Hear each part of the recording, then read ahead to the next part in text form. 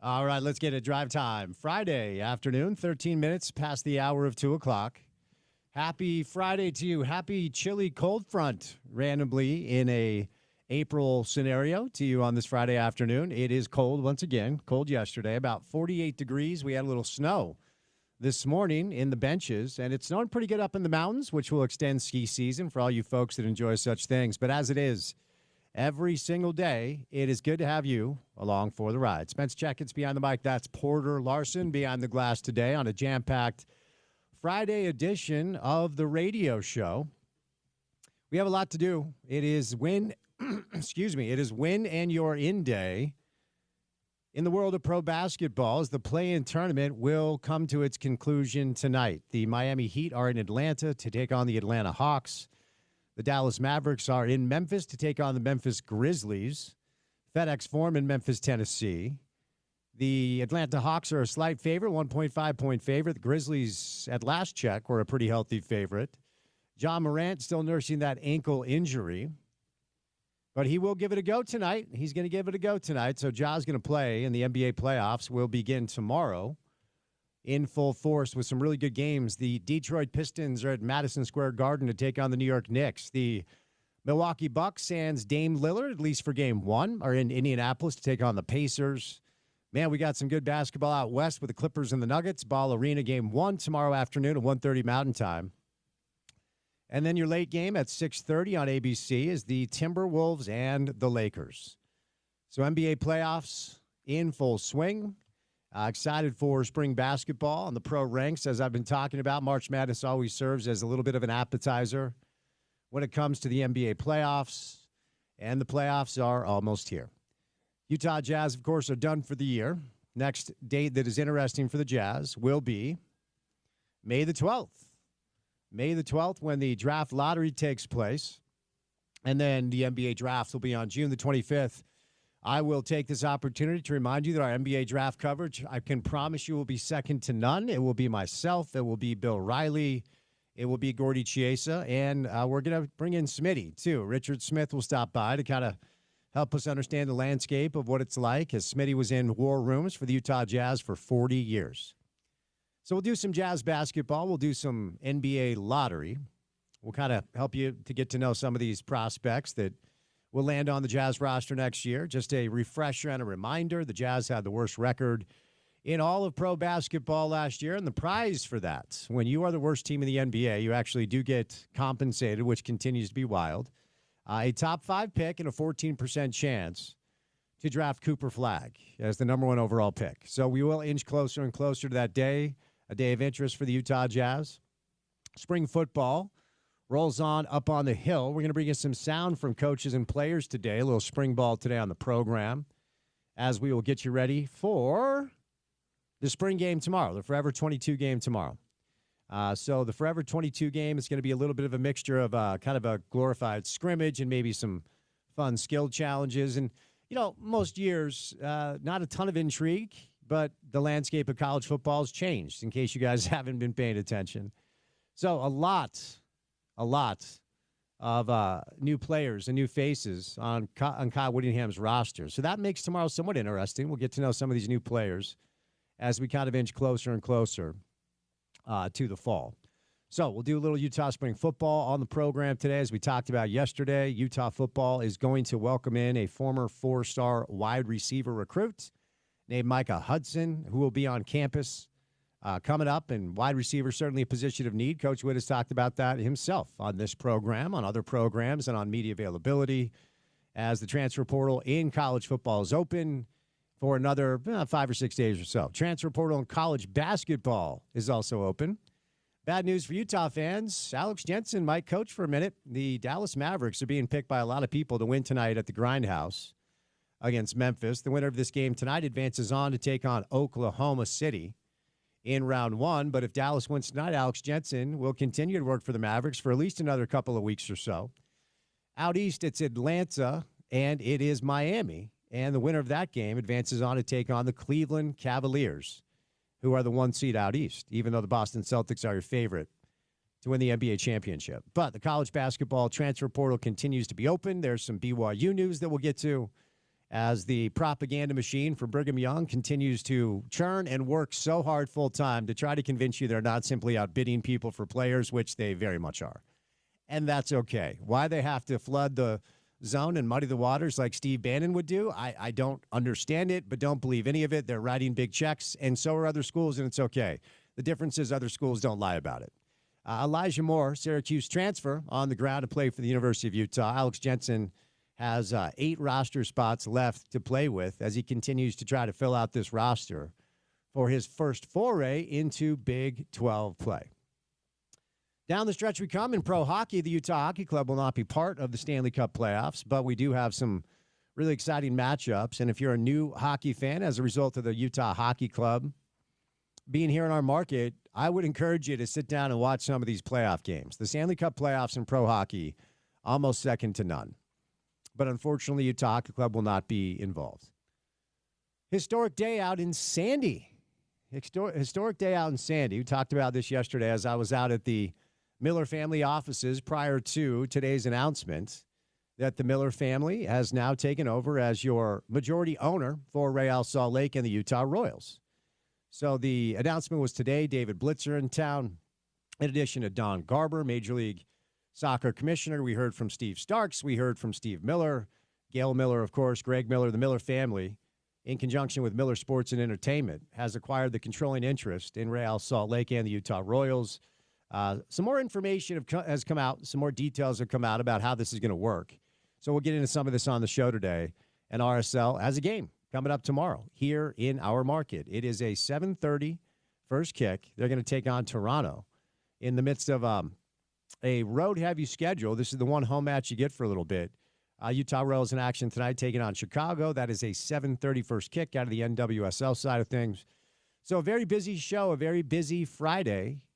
Happy weekend to you. Happy Friday to you. Hopefully you're off to a great start to the weekend. Good guest list on this Friday afternoon. We'll start things off with Howard Beck, one of our favorites, to talk a little NBA playoffs.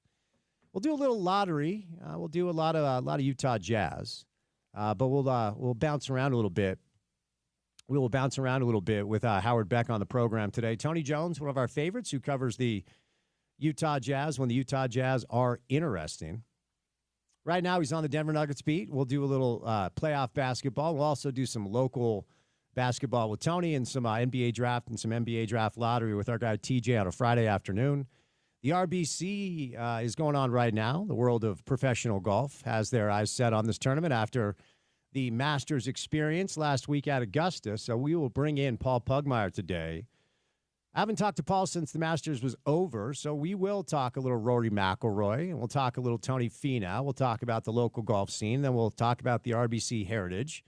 Round 2 in progress right now. Justin Thomas holding on. He's 10 under par. It is a jam-packed leaderboard out of South Carolina. So we'll do a little golf today with Paul Pugmire. Christopher Kamrani in the house, as he is, well, usually on Fridays, but he's been bouncing around a little bit. So CK will stop by. We'll do a little bit of everything with Chris. A little Utah football. We'll do a little RSL soccer and whatever else comes our way on this Friday afternoon. Howard Beck, Tony Jones, Paul Pugmire, Chris Kamrani, me, Spence Checketts, all of you, the great listeners, and that young man, Porter Larson. Happy Friday, sir. How are you? I'm well. How are you, Spencer? I'm good, man. I'm excited for the NBA playoffs. Not going to lie. Yes, I'm excited too. You mentioned it, man. In college basketball, really just basketball in general, it's sometimes a slog once you get through the regular season. We've talked about this a lot. It's just meaningful basketball. That is what we want to watch. And once the tournament is on, once postseason time is here, man, there's not many better reality shows, many better dramas going on than the postseason of basketball, both on the college and the NBA side. I don't think there's anything better than the association when you get a 7-game series to decide who is really the best. It's my favorite postseason, and I'm dialed in, really excited for it. I'm with you. All right, before we get to the opening tip, I want to tell you about what's going on today with our friends at Homestead Steaks. So if you listen to the show, we were at Homestead Steaks last week out on location, and we were set to be there this week, but the weather kind of changed things because it is outside with no coverage, and if it rains and snows on radio equipment, I might die. So I chose to live today. You can take that for what it is. But I am telling you, last week when we were out there, they hooked me up with one of their meat boxes. And I probably have been eating too much steak over the past week, but this is high-quality stuff. It's high-quality cuts. And Homestead Steaks today are offering you 20 ribeyes for $40. It's their weekend meat deal, okay? So locations today at Fashion Place Mall in Murray, the shops at Southtown and Sandy, and the Provo Town Center Mall. Okay, they're open until 8 o'clock tonight. They're going to reopen coming up tomorrow at 10 a.m. They'll stay open until 8 on Saturday. Sunday, it's 11 a.m. to 6 p.m., 20 ribeyes for $40. I'm telling you, it's a real thing, and it's actually good, high-quality meat. It's happening right now. We were supposed to be out at Fashion Place Mall. So if you're close to Fashion Place Mall, roll on out there and take advantage of this deal. You save a grip of money, and you get a bunch of high-quality meat. You can feed your family if you want to have like a barbecue for friends as spring is, well, at some point, spring will be here consistently. But our friends at Homestead Steaks, 20 ribeyes for $40. They sent me home with a box of beef last week, and I've been eating it all week, and it's really, really good. They've got crazy half-price bulk deals on steak, chicken, pork chops, and seafood. Bulk family party packs to fill your freezer with New York strips, fillets, mega ribeyes, gourmet smash burgers, plus chicken and seafood. All payments are accepted, cash, credit, debit, and EBT. So it's our friends at Homestead Steaks, 20 ribeyes for only $40. It is their weekend meat deal at either Fashion Place Mall in Murray, the shops at Sandy, Southtown, and then Provo Town Center Mall as well, our good friends at Homestead Steaks. Howard Beck will be our first guest, but before we get to Howard, courtesy of our friends at Prize Picks, it is time now for your opening tip. Welcome to The Drive with Spence Checketts on Utah's #1 sports talk. Now into the studios of ESPN 700 to set the scene for the show. The opening tip of The Drive is brought to you by Prize Picks. Use the code ESPN700 and run your game with Prize Picks. Cash in on the basketball playoffs with Prize Picks. Don't miss your last chance to add your favorite players from the court to your Prize Picks lineup. Whether it's points, rebounds, or assists, you can take your pick of more or less for your shot to win up to 1,000 times your cash today. Turn your playoff hot takes into tickets to basketball's championship series. That's right, starting with a play-in, which is going on right now. Every single lineup you make on Prize Picks will enter you into the Take-Two ticket sweepstakes, which could get you and a +1 a VIP trip to the ship. Here's the deal. Download the Prize Picks app today. Use the promo code ESPN700, and you get $50 when you play your first $5 bet. You do not even need to win the bet to get the $50. It's on the house. So download the Prize Picks app today. Use the promo code ESPN700. You'll get $50 instantly with our good friends at Prize Picks. I'll tell you who I'm looking at for the playoffs over the weekend. I'm going to take more on Cade Cunningham for 29.5 points against the Knicks at the Garden. I'm going to take more for Ja Morant tonight to make 2.5 three-point shots because I think with that ankle, he's going to be shooting a lot of perimeter shots. I'm taking more on Luka Doncic, 29 points, as he takes on the Timberwolves coming up tomorrow, and I'm taking less on Trae Young, 25.5 points against the Miami Heat. So those are my playoff picks for the weekend. Do with that what you will. Do not come at me if you don't win it because, as I say all the time, you probably should keep your money instead of putting it on sports. But if you're going to do it with our friends at Prize Picks. All right. NBA action tonight. It is win and you're in. The Atlanta Hawks are hosting the Miami Heat at State Farm Arena in Atlanta, Georgia. Atlanta is a slight favorite in that game. They're a 1.5-point favorite. The winner of that game will advance on to take on the Cleveland Cavaliers round 1 of the postseason. The Dallas Mavericks are at the FedEx Forum in Memphis, Tennessee to take on the Grizzlies. Grizzlies are a favorite, but that line is rapidly moving towards the Mavs at this point. The winner of that game advances on to take on OKC. The Utah Jazz season has come to a close. The next season that will be the next day as a Jazz fan that will be interesting to you is May the 12th when the NBA draft lottery will take place, and we'll find out where the Jazz are going to be drafting. And then on June the 25th, the NBA draft will take place, and we'll have great coverage on our radio station. I'll anchor the thing. Bill Riley, Gordy Chiesa, Richard Smith are all going to kind of rotate in to help us get you ready and talk about these players that the Jazz are going to sign. Historic day today out in Sandy at America First Field as Real Salt Lake and the Utah Royals have officially been sold to the Miller family. The Larry H. Miller family, in conjunction with Miller Sports and Entertainment, has acquired the controlling interest in RSL and the Utah Royals. Ryan Smith and the Smith Entertainment Group are now out entirely, and David Blitzer and his group will continue to maintain a stake. And obviously, Dave Blitzer, I think it's 8 clubs across the landscape of the world. He is the type of guy you want to be in business with, an owner of an NHL team, an owner of an NFL team, an owner of an NBA team. in addition to his controlling interests across the landscape of the global sport of soccer. So we'll talk more about this throughout the course of the show. Christopher Camarani will join us later on. But our first guest right out of the gates is the hippest NBA writer around. It is Howard Beck. Coming up on the other side of a Friday Drive right here on ESPN 700.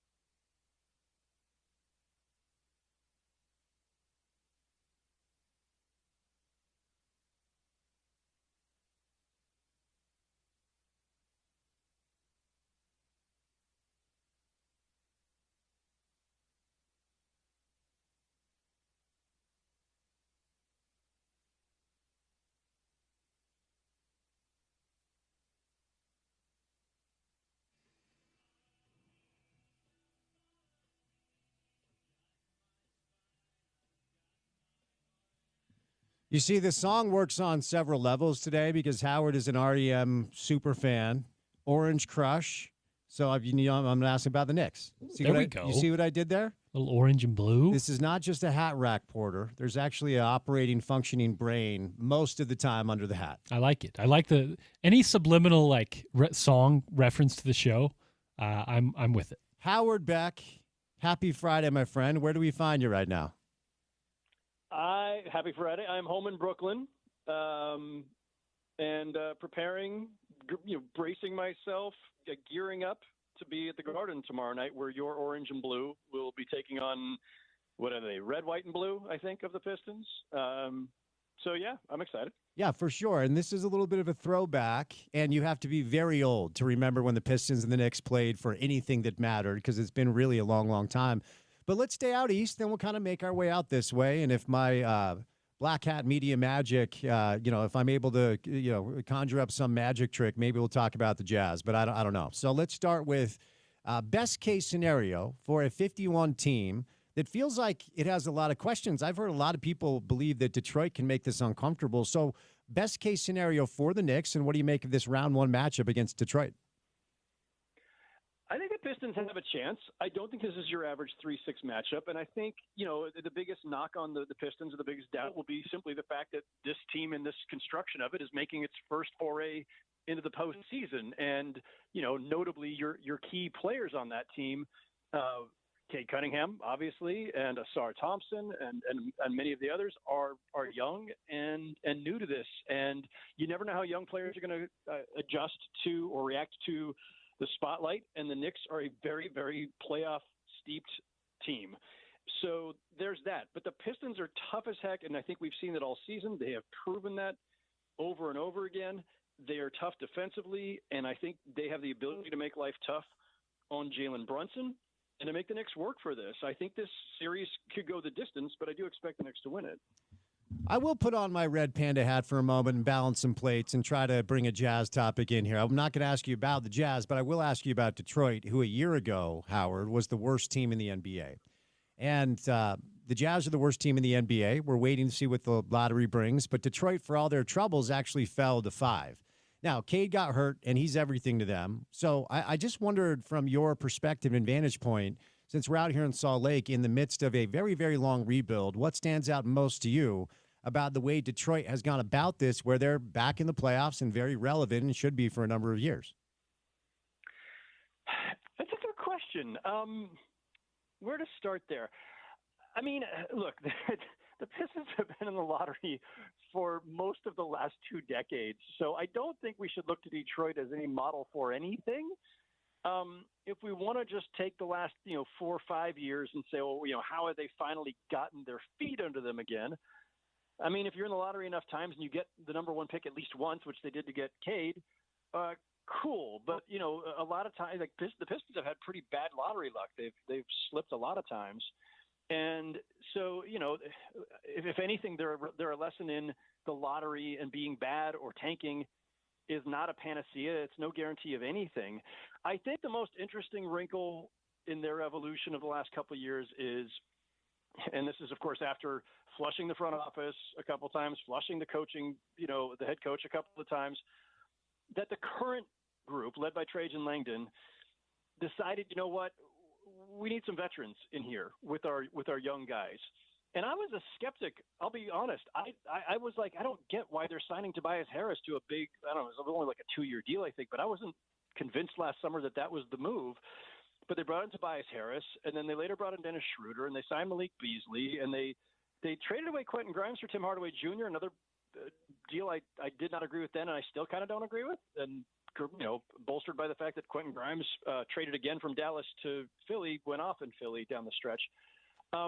Didn't understand it, but I do think that bringing in some of these vets to put around the young guys has helped stabilize them. And obviously the hiring of J.B. Bickerstaff, fresh off of being fired, was a huge move for them. So I think some of this is just like there's a little bit of luck and a little bit of patience and a little bit of, finding the right vets at the right time and the right coach at the right time. Okay, so tonight we have the Heat and the Hawks in Atlanta for the right to face the Cavs. Can either of these two teams make Cleveland even kind of uncomfortable in a playoff series? Oh, man. I wish I could pretend that they would. I wish I could sit here and give you like the Pollyannish kind of like, hey, anything can happen in a 7-game series or what. Like, let's be honest. There is one major exception this season, and there have been some exceptions in recent seasons, and maybe more often than we used to in the past. But in general, the following statement holds true: 7th and 8th seeds are cannon fodder in this league, and most first-round series involving 1/8s and 2/7s are predictable and often dull. I'm not expecting much to change this year, other than, of course, the biggest outlier to that, which is the Warriors as a 7th seed. And they were very, very, very narrowly the 7th seed after losing on game 82. And the West is just that tough and that deep. And the Warriors, if they'd had Jimmy Butler from day one, probably would not be the 7th seed today. His former team, the Heat, who are playing tonight, who you asked about, don't have Jimmy Butler anymore, because that's how trades work. When you trade a guy, you don't have him. You have Andrew Wiggins instead. The Heat that we saw the last few years, play their way out of the play-in, get to the finals, be this really tough out all the time. Like, there's some of that still there, but a lot of that was Jimmy, frankly. Tyler Hero's been really good for them. Bam Adebayo, still Bam Adebayo. They're still tough. They still play defense, but they just don't have a lot of offense to speak of, and a lot of not enough ways to just put points on the board or create open shots. And the Cavaliers are awesome. So no, I'm not expecting much out of that series. Okay. If it's the Heat or if it's anybody, I don't care who it is. The Cavaliers are winning first round. Now, just let me follow up, because I'm taking copious notes so I can learn. So what you're saying is, when a team trades a player, that player is no longer on that team. Am I understanding that correctly? My vast research indicates that is the case. Oh, that is just gold on a Friday, Howard. I appreciate that. That's what I'm here for. I know you are. The big bucks. I know you are. I will kick the tires with Pacers Bucks, because the Pacers found a little something over the final 6 weeks of the season, and Milwaukee will be without Dame for at least one game. And look, I always cringe when I hear a media member be like, hey, I had a torn ACL once. Here's what happened to me. But I will tell you that I had a blood clot once upon a time, and it saps your energy. I mean, it really does. I don't know what we can expect from Dame. He's going to be out game 1, but the rest of the series, like, he is going to take a minute to get back to being full Dame. But Milwaukee is Milwaukee, and they have Giannis. So this seems to be a series that is a little more intriguing than the others that we've talked about. What do you think happens here? I'm very intrigued. I was intrigued before we knew what Dame's status was, but it's certainly great news for him and for the Bucks that he's on the mend, and it's great to hear. I've not dealt with a blood clot. I have had a torn ACL. So I don't know what he's to expect from here. I'm imagining that it's going to take several days for him to just get back into game shape, and whenever we see him appear in the series, we probably won't see peak Dame Lillard. But I think that the Bucks were already going to be facing a bit of an uphill battle here. Like, they have the best player in the series, and one of our playoff axioms in the NBA is go with the team that has the best player, and that's clearly Giannis by quite a bit. However, everything else from 2 through whatever, I think, is in the Bucks' favor. In the Pacers' favor, I should say. The Pacers have more depth. It's interesting because they're not the prototypical championship contender where you've got an absolute stud, top 5, top 10 player.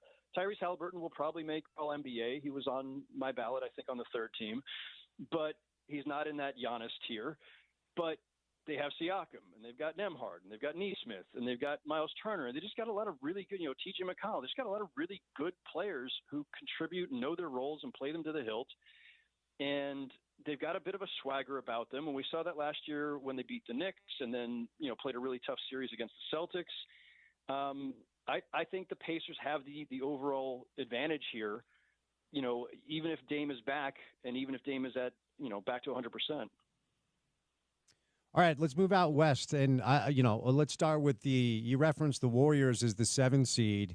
And, the Warriors-Grizzlies game was wildly entertaining, and we had some real vintage Steph fourth-quarter moments, the triple pump fake 3 and a couple of dagger 3s, and Jimmy was Jimmy over the first 3 quarters.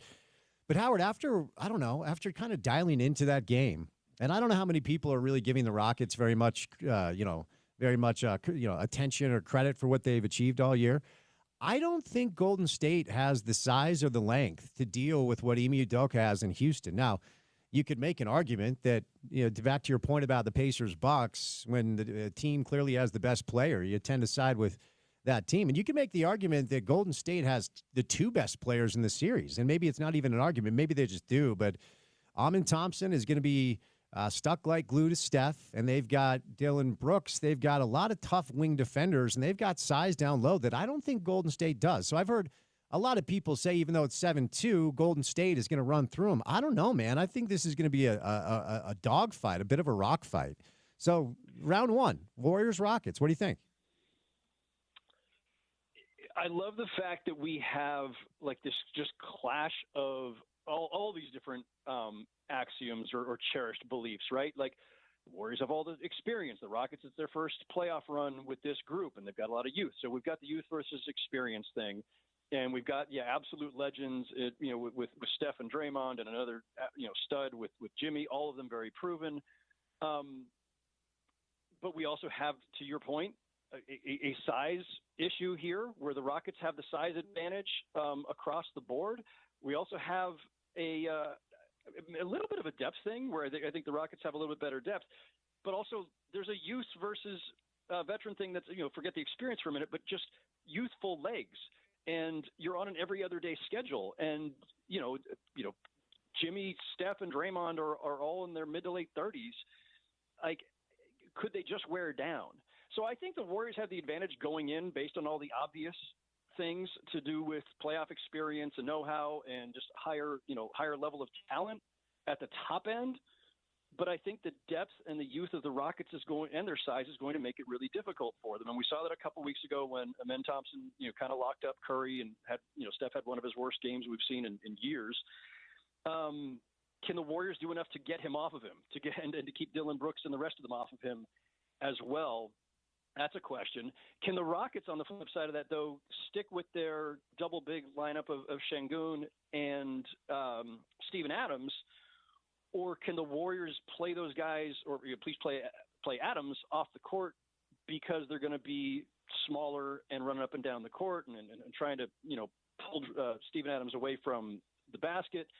There's a lot of cat and mouse and chess game that's going to go on here, but I give the Warriors the slight edge. Okay, fair enough. Since I asked you, I have a feeling you're going to give me the same answer, but maybe not, because it's so wild regarding what's happened in Dallas this year. The wildest thing is simply they traded Luka at 25, who's a global superstar and generational talent. But because of the kind of the groundswell of what the hell are you doing by doing that, we talk about Anthony Davis like he's Stromile Swift, and he's awesome, right? And like, they don't have Kyrie, and I'm not saying either of these teams, Memphis or Dallas, certainly beats Oklahoma City, but out of the two, which team gives OKC at least a little bit pushback round one? Wow.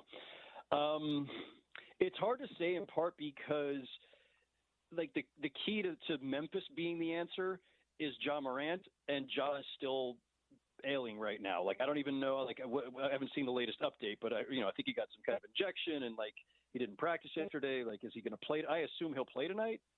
But, Ja Morant, first the Grizzlies have to get past the Mavs, and then Ja Morant needs to be, close to 100% by Sunday, which is probably not going to happen. I don't trust what Dallas has. Like, they don't really have a point guard now. They don't have a lot of shot creation. They get their shot creation through mostly ball movement and just power.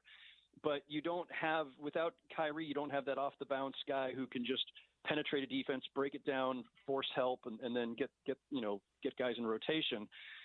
So I don't trust the Mavericks' top level talent right now because they just don't have it. If you don't have Luka, then you needed Kyrie, and now you don't have Kyrie.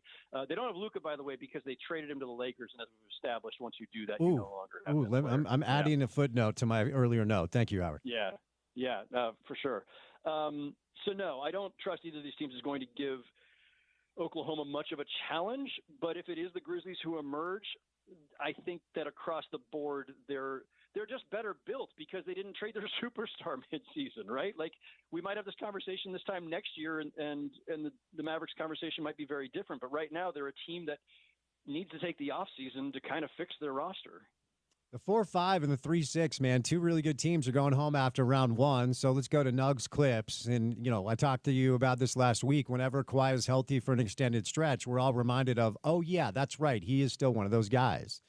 And Jeff Van Gundy, giving a lot of credit, our guy here on the show. It makes me sad that he doesn't join us anymore, but I'm glad that he has a job. I wonder if he's going to get a head coaching job after how he's kind of been credited by helping Ty Lue with his defense. I'm not taking anything away from Ty, but Nuggets Clips round one, man. There's a lot on the line here because, Denver, of course, fired their head coach. And Howard, just so you know, when you fire a head coach, he no longer coaches the team. So Denver, LA Clips. Denver, LA Clips. How does this go down? We are just like giving out some like incredible wisdom. Yes, today. we are. Like your audience, I hope they know how fortunate they are. Yeah, they should. If they don't, they should.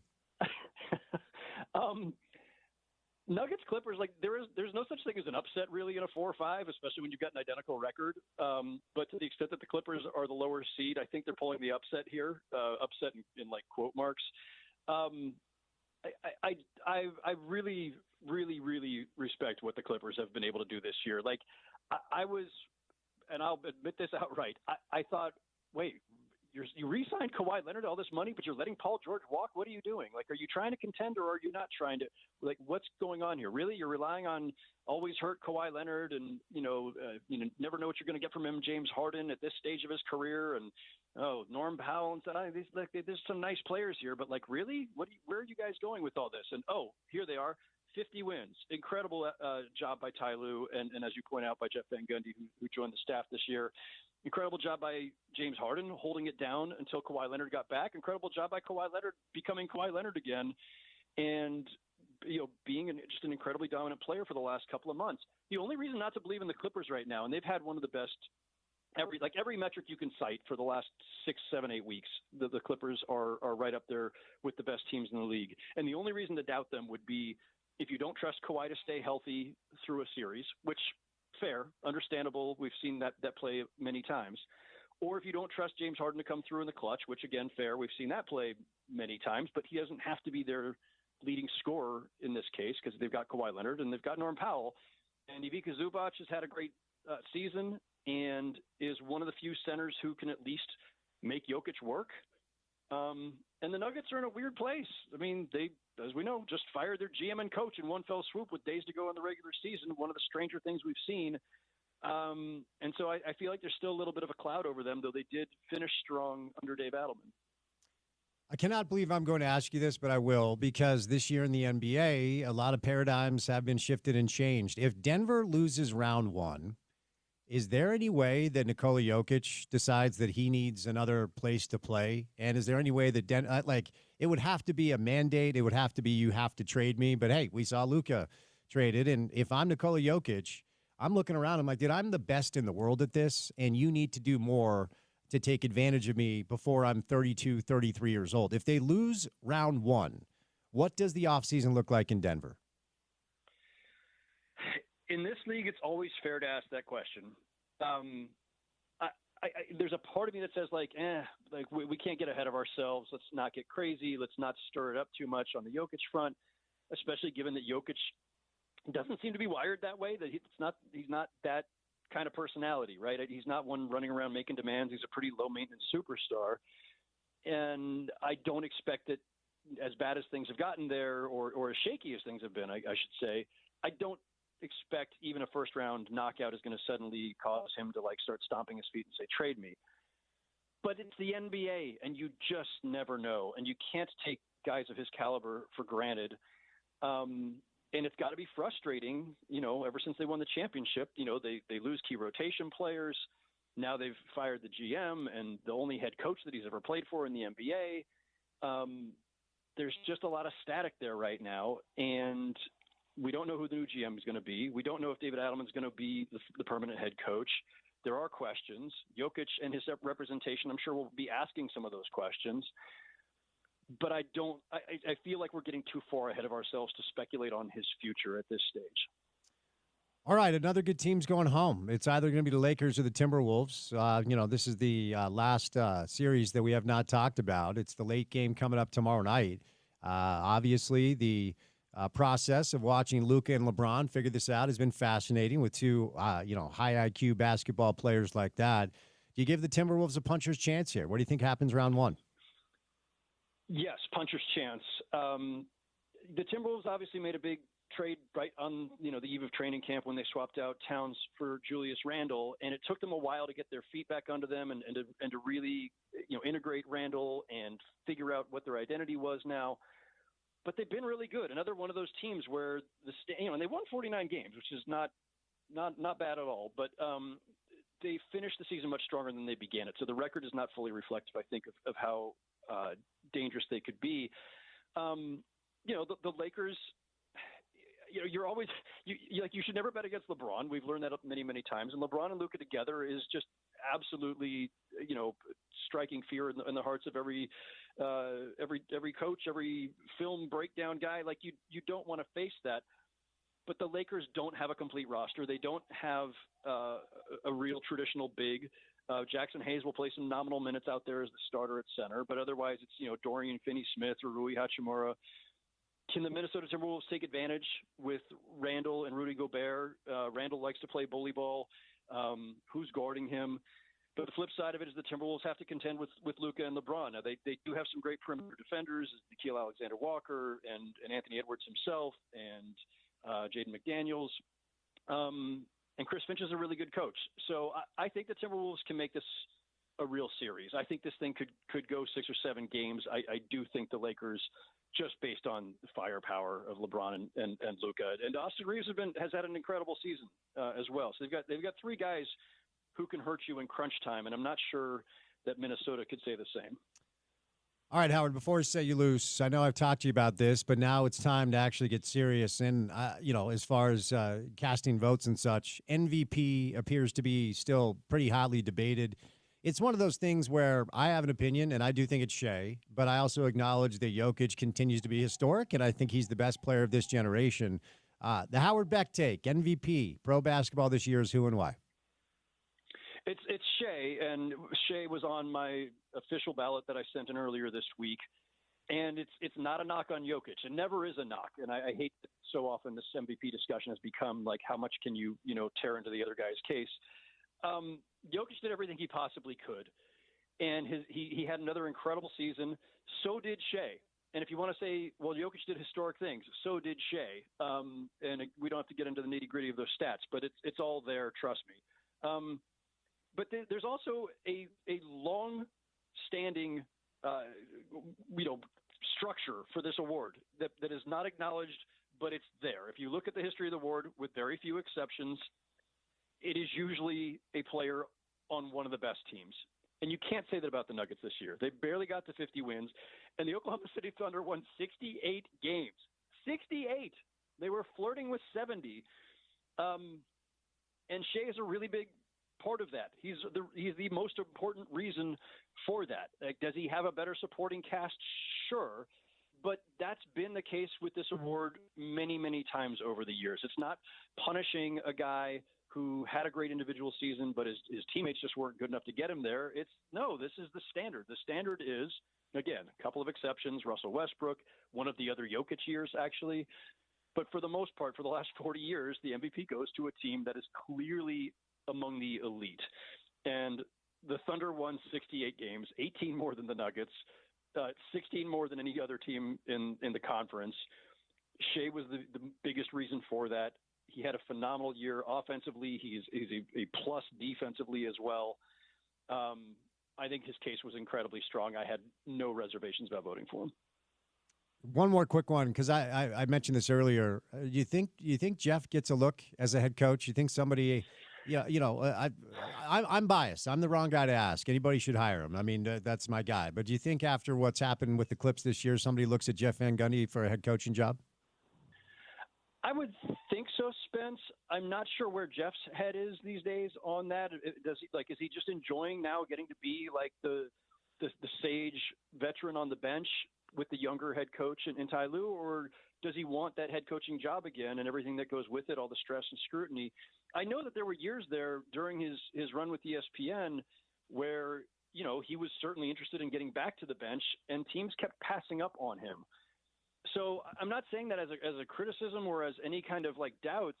I don't know what that is, right? Like I haven't talked to all these owners and GMs about why they didn't hire Jeff any of the other years that they could have, but it felt at a certain point like the league had just decided to move on, and he was no longer the hot name or as whatever. I don't know what to make of it. It was kind of a mystery, but he spent that year with Boston. He's now been on the bench with the Clippers. He's getting a ton of credit, deserving credit for how the Clippers have, built their defense this year, especially without Kawhi for most of it. I gotta think that is getting him some notice. And if he wants to be a head coach again, we know there's already a few openings, and there will probably be a couple of more.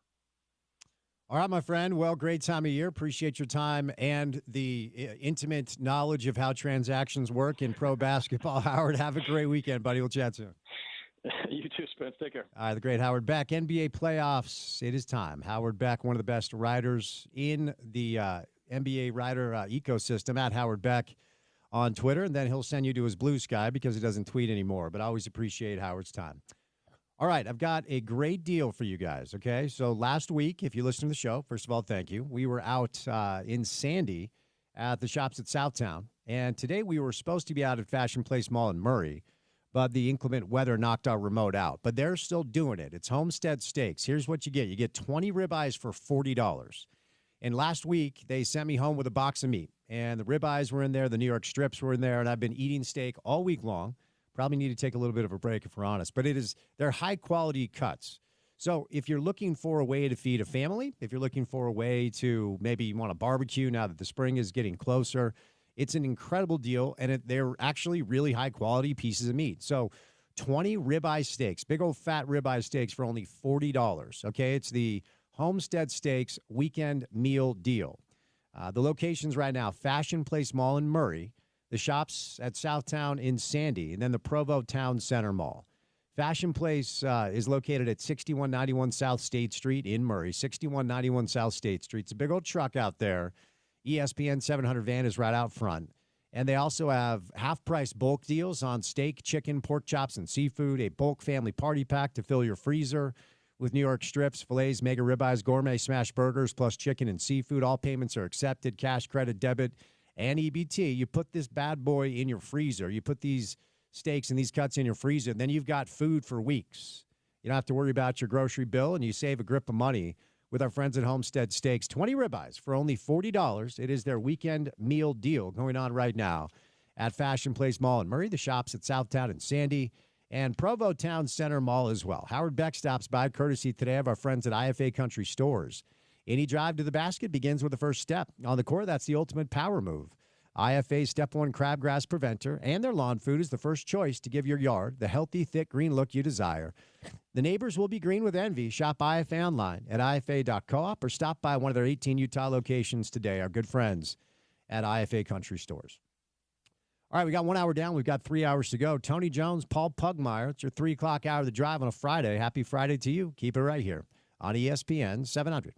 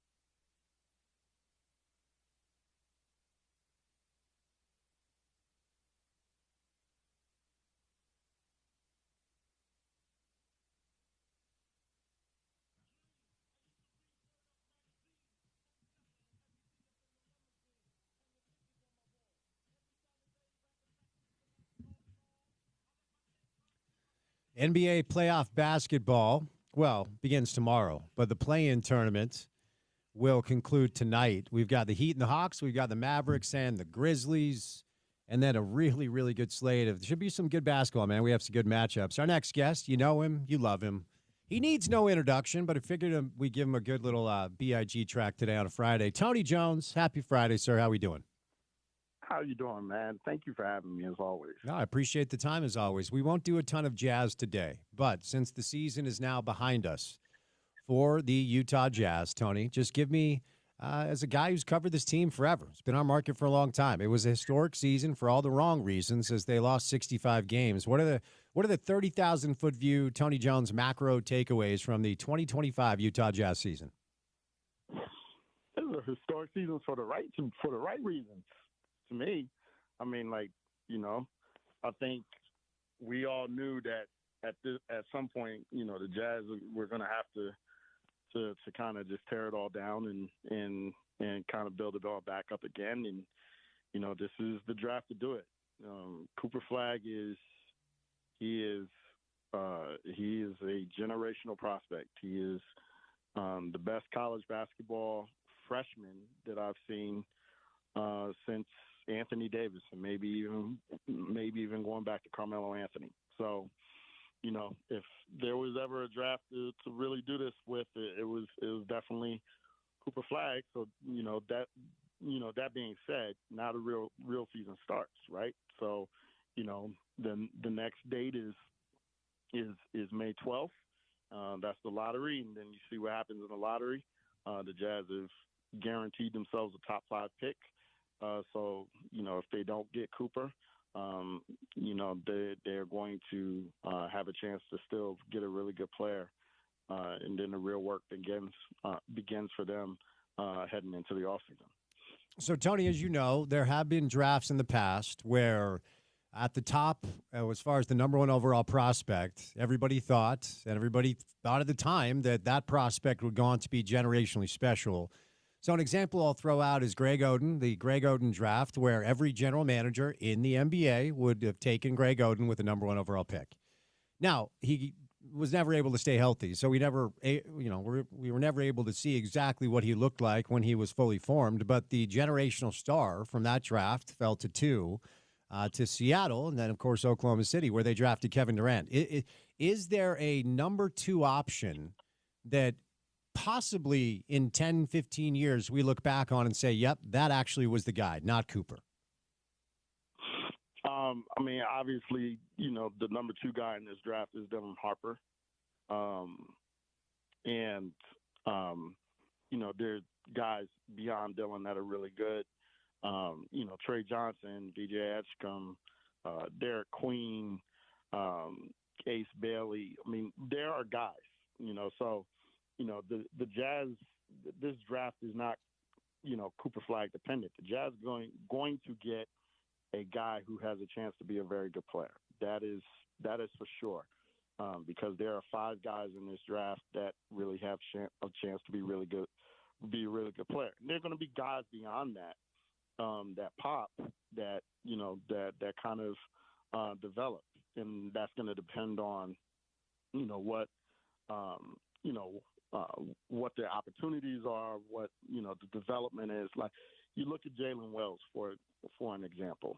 Nobody knew going into the draft last year that this guy was a starting small forward in the league. But guess what? He gets taken by Memphis in the second round.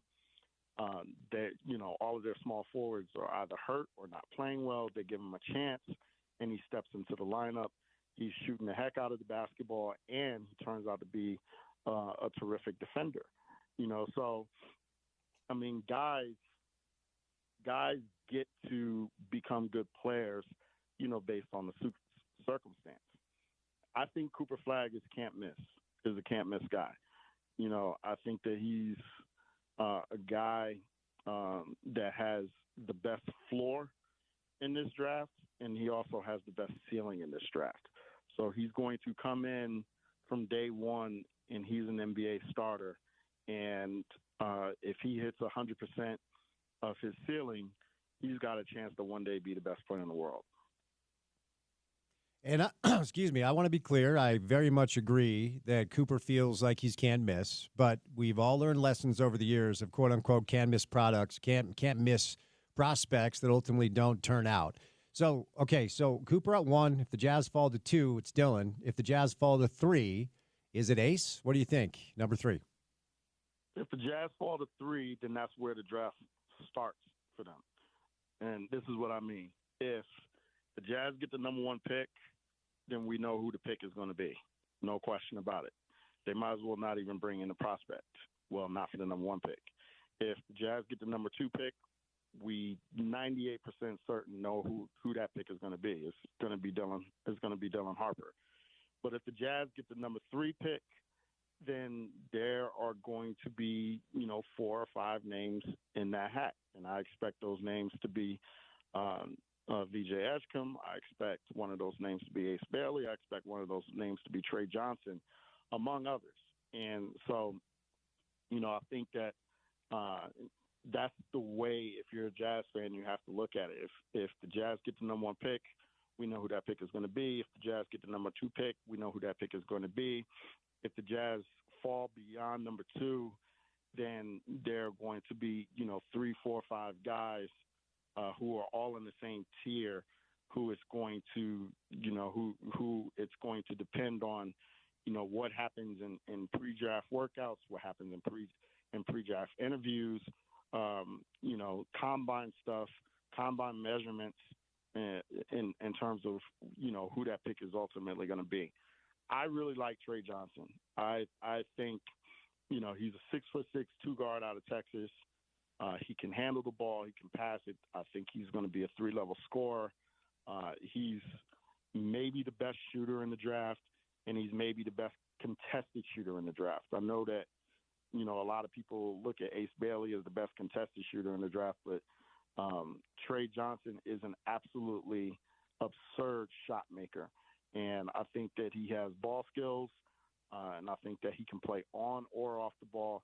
I think that he has 25 points per game at some point in his career written all over him. So, just my Tony Jones personal opinion, I would take Trey Johnson at 3.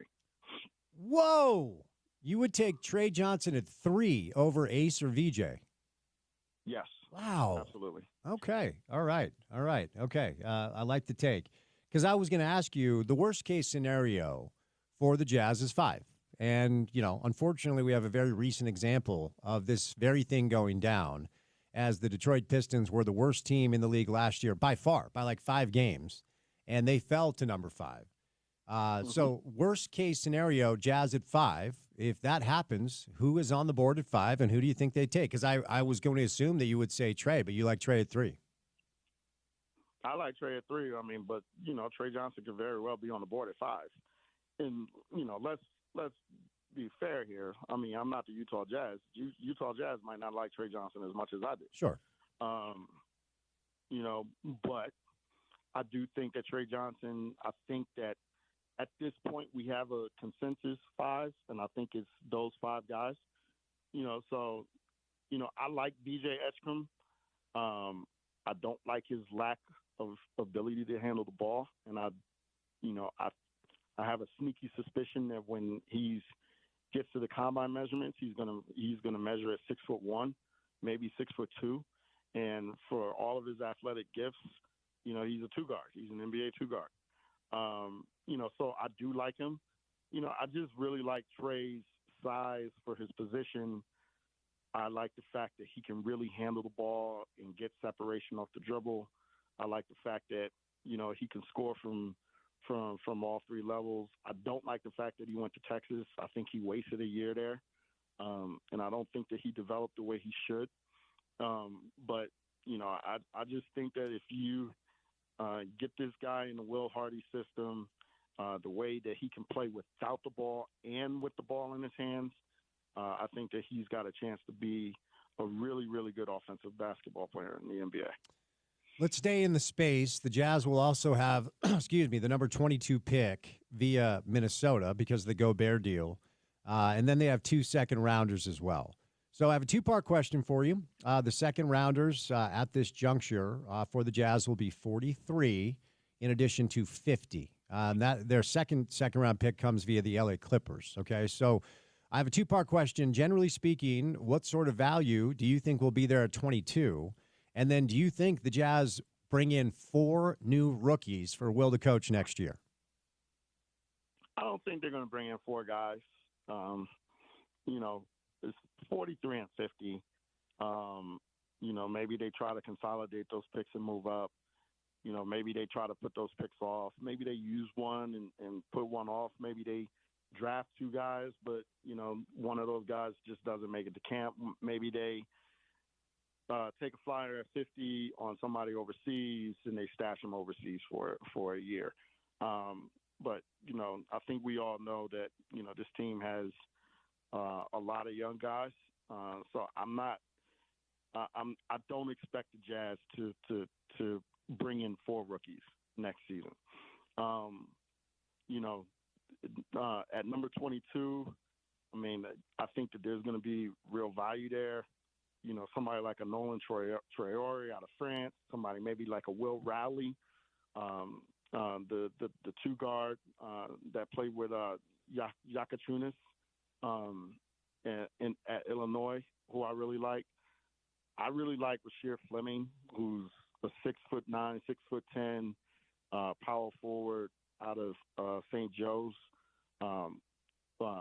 Shot 38, 39, 40% from 3 this year. Really long arms, mature kid. He's a 22-year-old.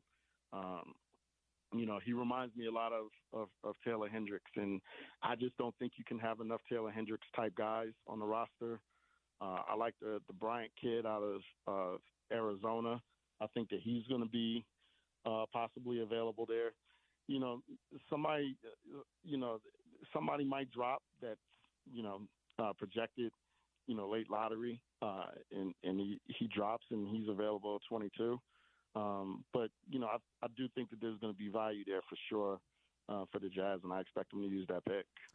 One more Jazz question. We were debating this. Smitty was in studio, and I've asked a couple of other NBA guests this question because if we go back to Markkanen's first year here, 2022, 2023, he was 26 points a night, 9 boards. He was close to 50, 40, 90. He was basically 50 from the floor. He was 39 from 3. He was 88 from the line. It was a really good year. He played 66 games. He was an all-star.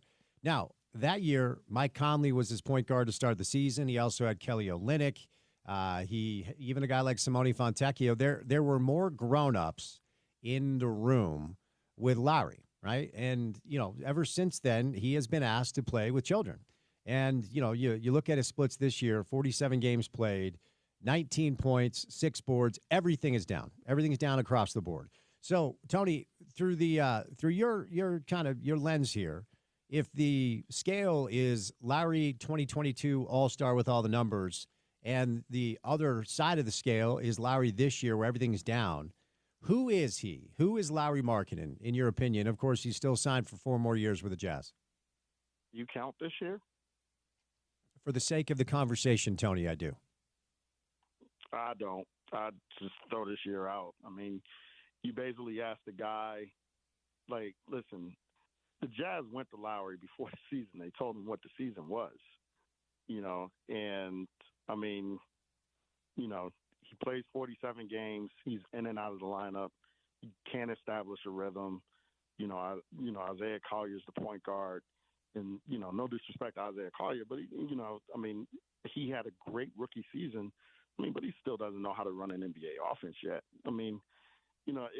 It's just a throwaway season. I don't look at this. I don't count the season at all for Lowry because it wasn't a season. So I don't know if the All-Star season is who he is. If he can put up 3 or 4 more of those seasons. But I certainly don't count this year. It's just an incomplete because, a guy's just not going to get a rhythm, playing once a week or twice a week or whatever Lowry was playing. And, then he had a lot of family stuff going on outside of basketball.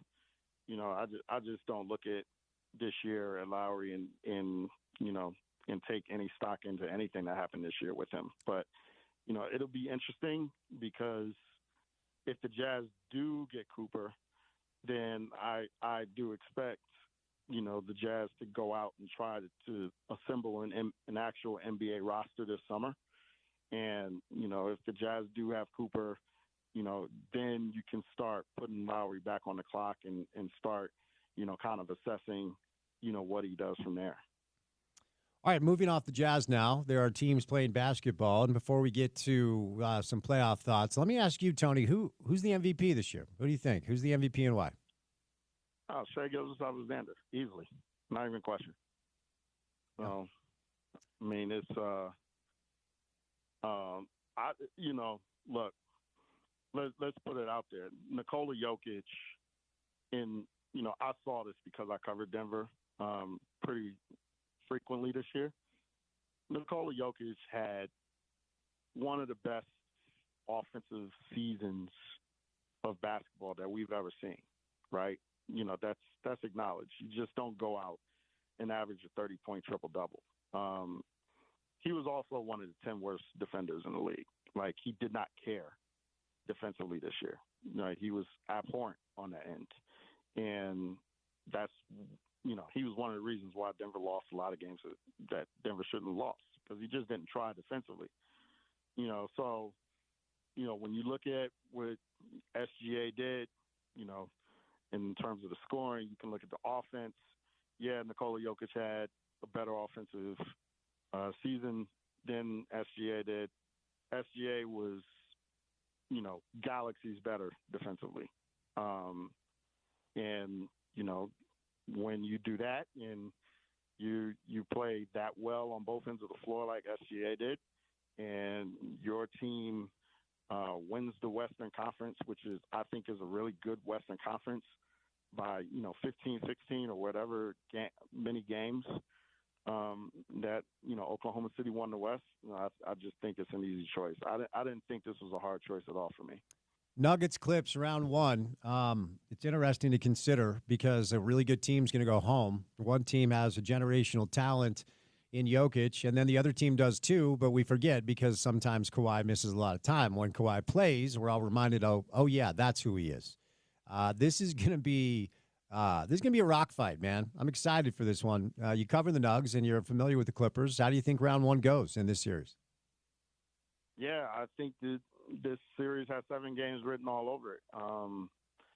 The Clippers are playing, frankly, they're playing as well as any team in the NBA. Right now, they've won 18 of their last 21 games. They won 8 consecutive games. On Sunday, they went into Chase Center and beat a really good Golden State team to get into the playoffs. Kawhi Leonard looks like Kawhi Leonard. He looks like prime Kawhi Leonard, and I frankly did not think that we would ever see this version of him again. So I'm really glad that this version is back because the NBA is better for it. So not only Kawhi, but, James Harden, Ivica Zubac and Norman Powell both had career seasons. Chris Dunn is one of the best point of attack defenders in the league, as Jazz fans know. So they have dudes. They defend really well. They're really big. They're really athletic. They're versatile. So Jokic is going to have to be terrific for the Nuggets to get out of this series. And Aaron Gordon is going to, have to get some wins defensively against Kawhi Leonard, and Jamal Murray is going to have to be Jamal Murray under some really adverse circumstances, because I can guarantee you that Chris Dunn is going to draw the Jamal Murray assignment. So, I think it's going to be 7 games because, obviously Nikola Jokic is the best player in the world. And, when you have the best player in the world on your team, you're always going to have the best player in the series, even in a series where prime Kawhi Leonard is in the series. But the Nuggets have a real challenge on their hands because this Clippers team is for real. They've got real dudes, and as long as they stay healthy, that they're going to be really hard to beat 4 out of 7 times. To follow up, what do you think the offseason looks like in Denver if they lose round one? I mean, even the thought of Jokic playing anywhere else is wild to me, but I just wonder if his patience runs thin.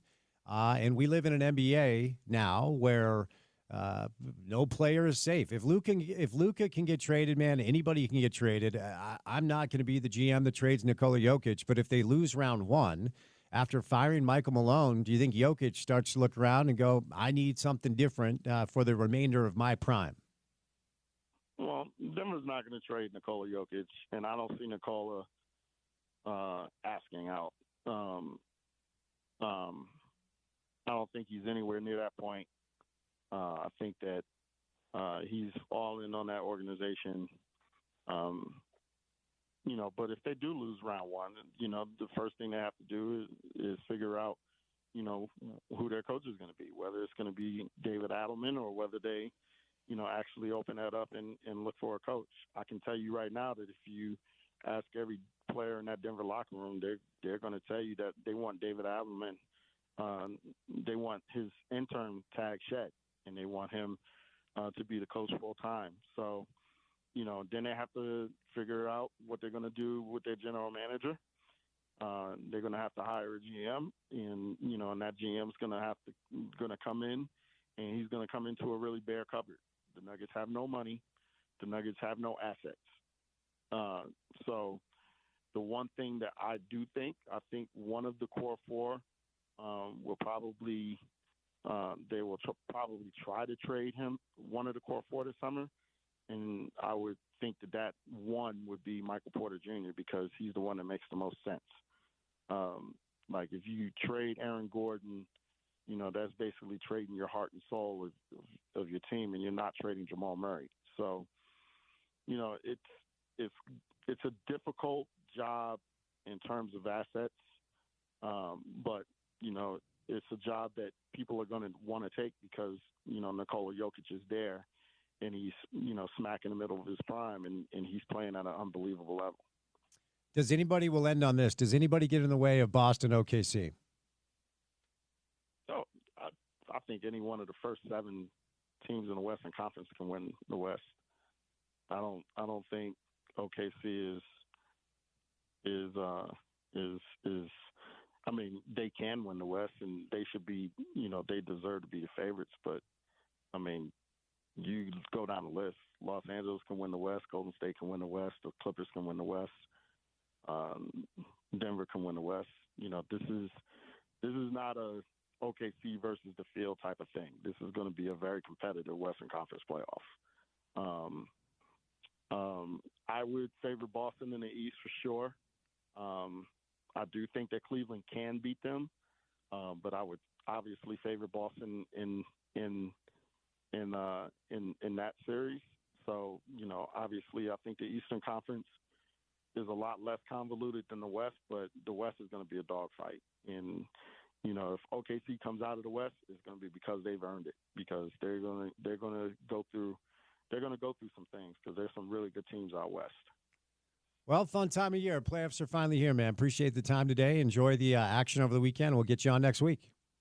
Yes, sir. Appreciate you, my guy. All right, Tony Jones covers the NBA for The Athletic, covers the Jazz when they're relevant, and he'll be with the Nuggets throughout their playoff run, and then maybe garner another assignment. Appreciate Tony's time today.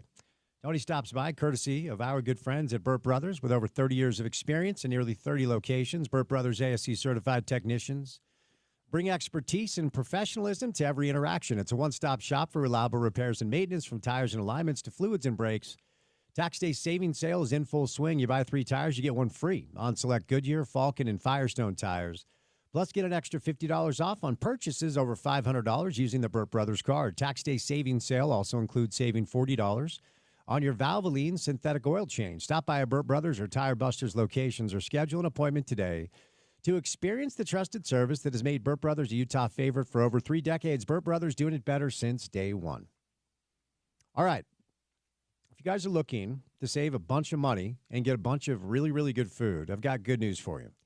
We were supposed to be out on remote today. The chilly, inclement weather knocked us out. But our friends at Homestead Steaks, we were with them last week. They're doing their offer again of 20 ribeye steaks for only $40. $2 per steak, and these are fat, juicy ribeye steaks. They sent me home with a box last Friday when I was out there with them, and I've been eating steaks all week, to be honest with you. Probably should take a little break, but they're really, really good. So this is a great deal for your wallet. If you got a family at home and you want to feed your family and save a grip of money, or maybe you want to plan a barbecue for some friends as spring is upon us. Feels like winter today, but spring is on its way. 20 ribeye steaks for only $40, okay? It's their weekend meal deal. The locations are Fashion Place Mall in Murray, the shops at Southtown and Sandy, that's where we were last week, and Provo Town Center Mall. They're open until 8 o'clock tonight. They'll reopen tomorrow at 10 a.m. and go until 8. And then on Sunday, it's 11 a.m. to 6 p.m. So it's 20 ribeyes for $40. And these are high-quality steaks, I can tell you, because I've been eating them all week. Happening right now. They also have half-price bulk deals on steak, chicken, pork chops, and seafood. Bulk family party packs to fill your freezer with New York strips, fillets, mega ribeyes, gourmet smash burgers, plus chicken and seafood. All payments accepted, cash, credit, debit, and EBT. So 3 locations, Fashion Place Mall in Murray, the shops at Southtown and Sandy, and then Provo Town Center Mall as well. Our good friends at Homestead Steaks. All right, we'll take a little bit of a break from the basketball conversation. We'll do a little spring football, a little Utah football with the transfer portal open right now. And then a historic announcement today out in Sandy that the Miller family has purchased the controlling stakes of Real Salt Lake. We'll bring in Kamrani coming up in a little bit. But on the other side, we'll take a little bit of a break and we'll do some golf. The RBC Heritage is going on right now. Rory McIlroy has won the career Grand Slam, and the latest on the local golf scene with Paul Pugmire on a Friday afternoon. So keep it right here on ESPN 700.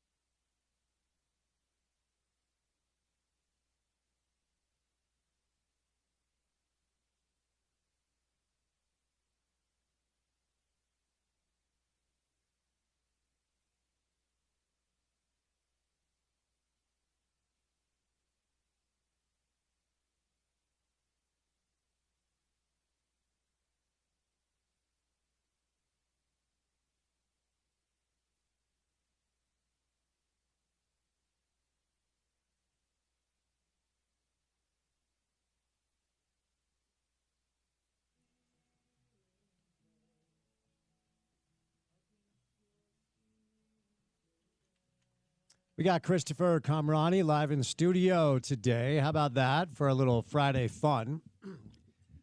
Historic announcement made earlier today out in Sandy at America First Field. The Miller family have purchased the controlling stakes of Real Salt Lake and the Utah Royals. And spring football is tomorrow. The spring football game is tomorrow, Forever 22 game for the Utes. So we'll bring in CK today. But the world of professional golf is still buzzing from last week, quite frankly. We will talk a little RBC heritage as Justin Thomas continues to rake. But Paul Pugmire, Friday afternoon. Paul, happy Friday, sir. How are you? Doing great. Doing great. Thanks for the time. So last week, Augusta, the Masters, doesn't get much better, Paul, than what we saw on Sunday. But we'll start with, and not bury the lead, as they say in this business, the sixth golfer of all time to achieve the career Grand Slam. And oh, what a long, strange journey it was for young Rory McIlroy, not as young as he once was. But how did you digest that final round and put this into context for us? What sort of history was made at Augusta last week? Boy, that was one for the ages, wasn't it? Yep. Yeah, and you know, Ed, I appreciate you posing the question the way you did. I've been trying to think, where does it fit in history? And you have to look outside of golf, I think, and you might even have to look outside of sports to put into historical context the level of accomplishment. It is certainly akin to a triple crown in baseball. It is akin to somebody winning a points title and a rebounding title and an assist title in basketball. But look outside of golf. This is like an entertainer getting an Oscar, a Grammy, an Emmy, and a Tony. It's that rare of air. It is the level of accomplishment is so broad and so deep, and the skill set that is required, it reaches again so broad and so deep. It is really difficult to wrap your hands around what it means. It's pretty good, pretty incredible stuff. And it was not easy for Rory, and he didn't make it easy on himself, Paul. When he dumped that wedge in the water on 13, I just went, what are you doing?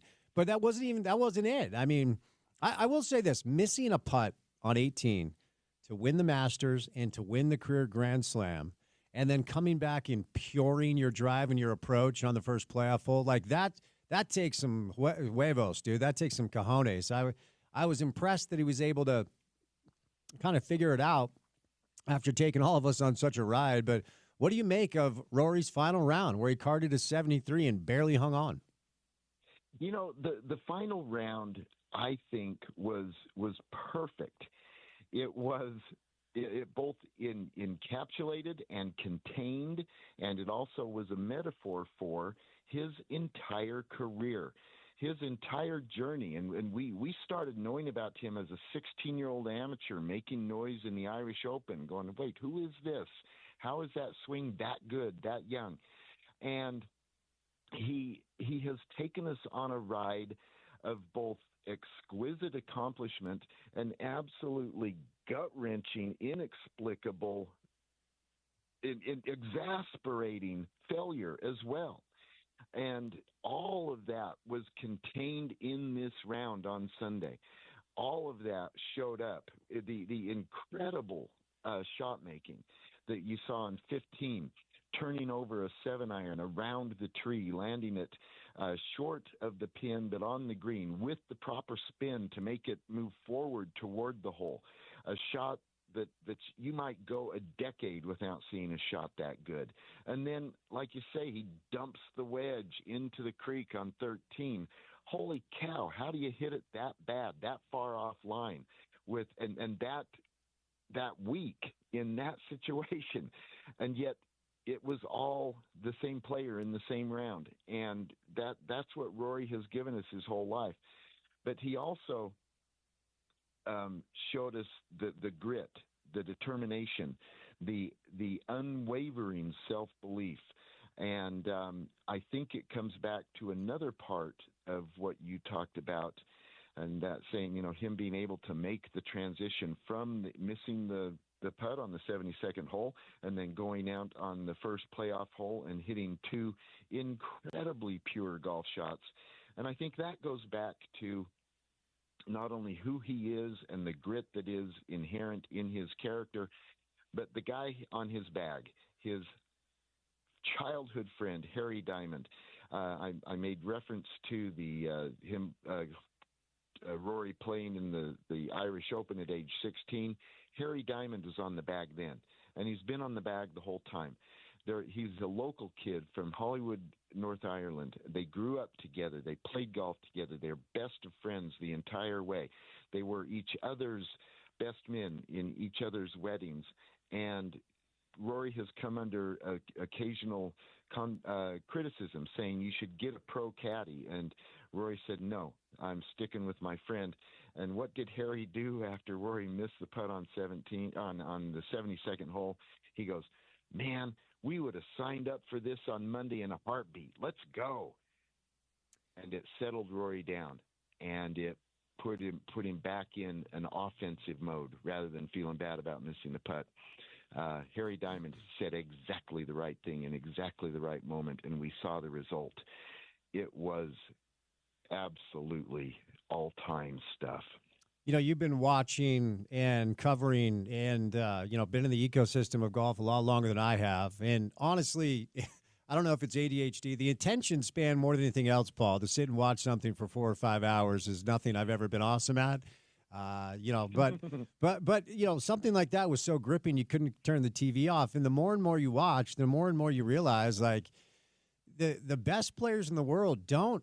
They don't pipe it down the middle every time. They don't pure every single shot, but they figure out a way to make a good score even when it looks like they're in a bad spot. I mean, that old Bobby Jones quote, you get bad breaks from good shots, you get good breaks from bad shots, but you have to play the ball where it lies. There are just so many life parallels to the game of golf. And I wonder what you think the final round scores of McIlroy with 73 and Bryson with 75. What does that say to you about the magnitude of that moment for both of those golfers? Golf is hard. Championship golf is even harder. And nothing is as hard as finishing a Masters. History makes that very clear. And I think it's just indicative of the incredible climb that is required physically and mentally and emotionally in order to get it done at Augusta National. And it was amazing. And through it all, you had Justin Rose, who threw down a 65 and clawed back from his debacle on Saturday. And there he was in the playoff. Everything about this tournament was one for the ages. All right, last thing here, then we'll move over to what's happening right now with the RBC, because JT looks like he's got a shot to win the thing, and obviously it's only Friday. But before we get there, I wondered how you kind of digested the win, and not just the win for Rory in a vacuum. The fact that I think this is it's his third win of the year, or is it his fourth? I don't want to jip him with one. It's his third, and look at the courses it was done on. Right, they all were done on. Yeah, right. Absolutely. So like, what sort of ride could we be in for? I keep saying Rory McIlroy untethered, right? Because now the pressure of the Grand Slam is off. The pressure of the green jacket is off. It's been 11 years in the making, and longer than that, according to his, by his own accord. But, we saw Scotty with 3 wins last year, kind of similar. He also won the Players, an elevated event, and the Masters. And Scotty went on to have a season on the tour that we really haven't seen since Tiger, quite frankly. What's the ride going to be what's the ride going to be like this year, Paul, watching Rory doing what you think he could do? This could be a rocket ride around the galaxy, seriously so. Rory's mechanical, technical issue always has been whether he is able to swing with freedom, to play with freedom, or whether he tightens up a little bit. And when I say a little bit, I mean a very little bit. The margins are so small. But nonetheless, it's visible. It's something that one can see, that when Rory plays with freedom, he plays exquisite golf.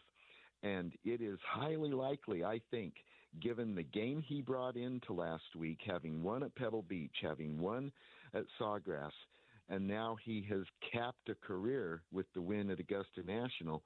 I think he has answered every question that ever could be asked of him, and that he has absolute complete freedom now. And if he plays with freedom, everybody else might be looking at second place. This could be a Tiger-esque run that he's embarking on now. Just out of curiosity, and look, I'm not blaming him at all. I'm just wondering, is Rory not at the RBC because he's just celebrating the fact that he's made history just at home? He just said straight up, he goes, I'm going home. His parents were not able to make the trip over to the States for the Masters this year. They'd been to several, but they weren't there this year. And he said, I'm going home. I've got to go see my parents, and I've got to go see my friends back in Hollywood.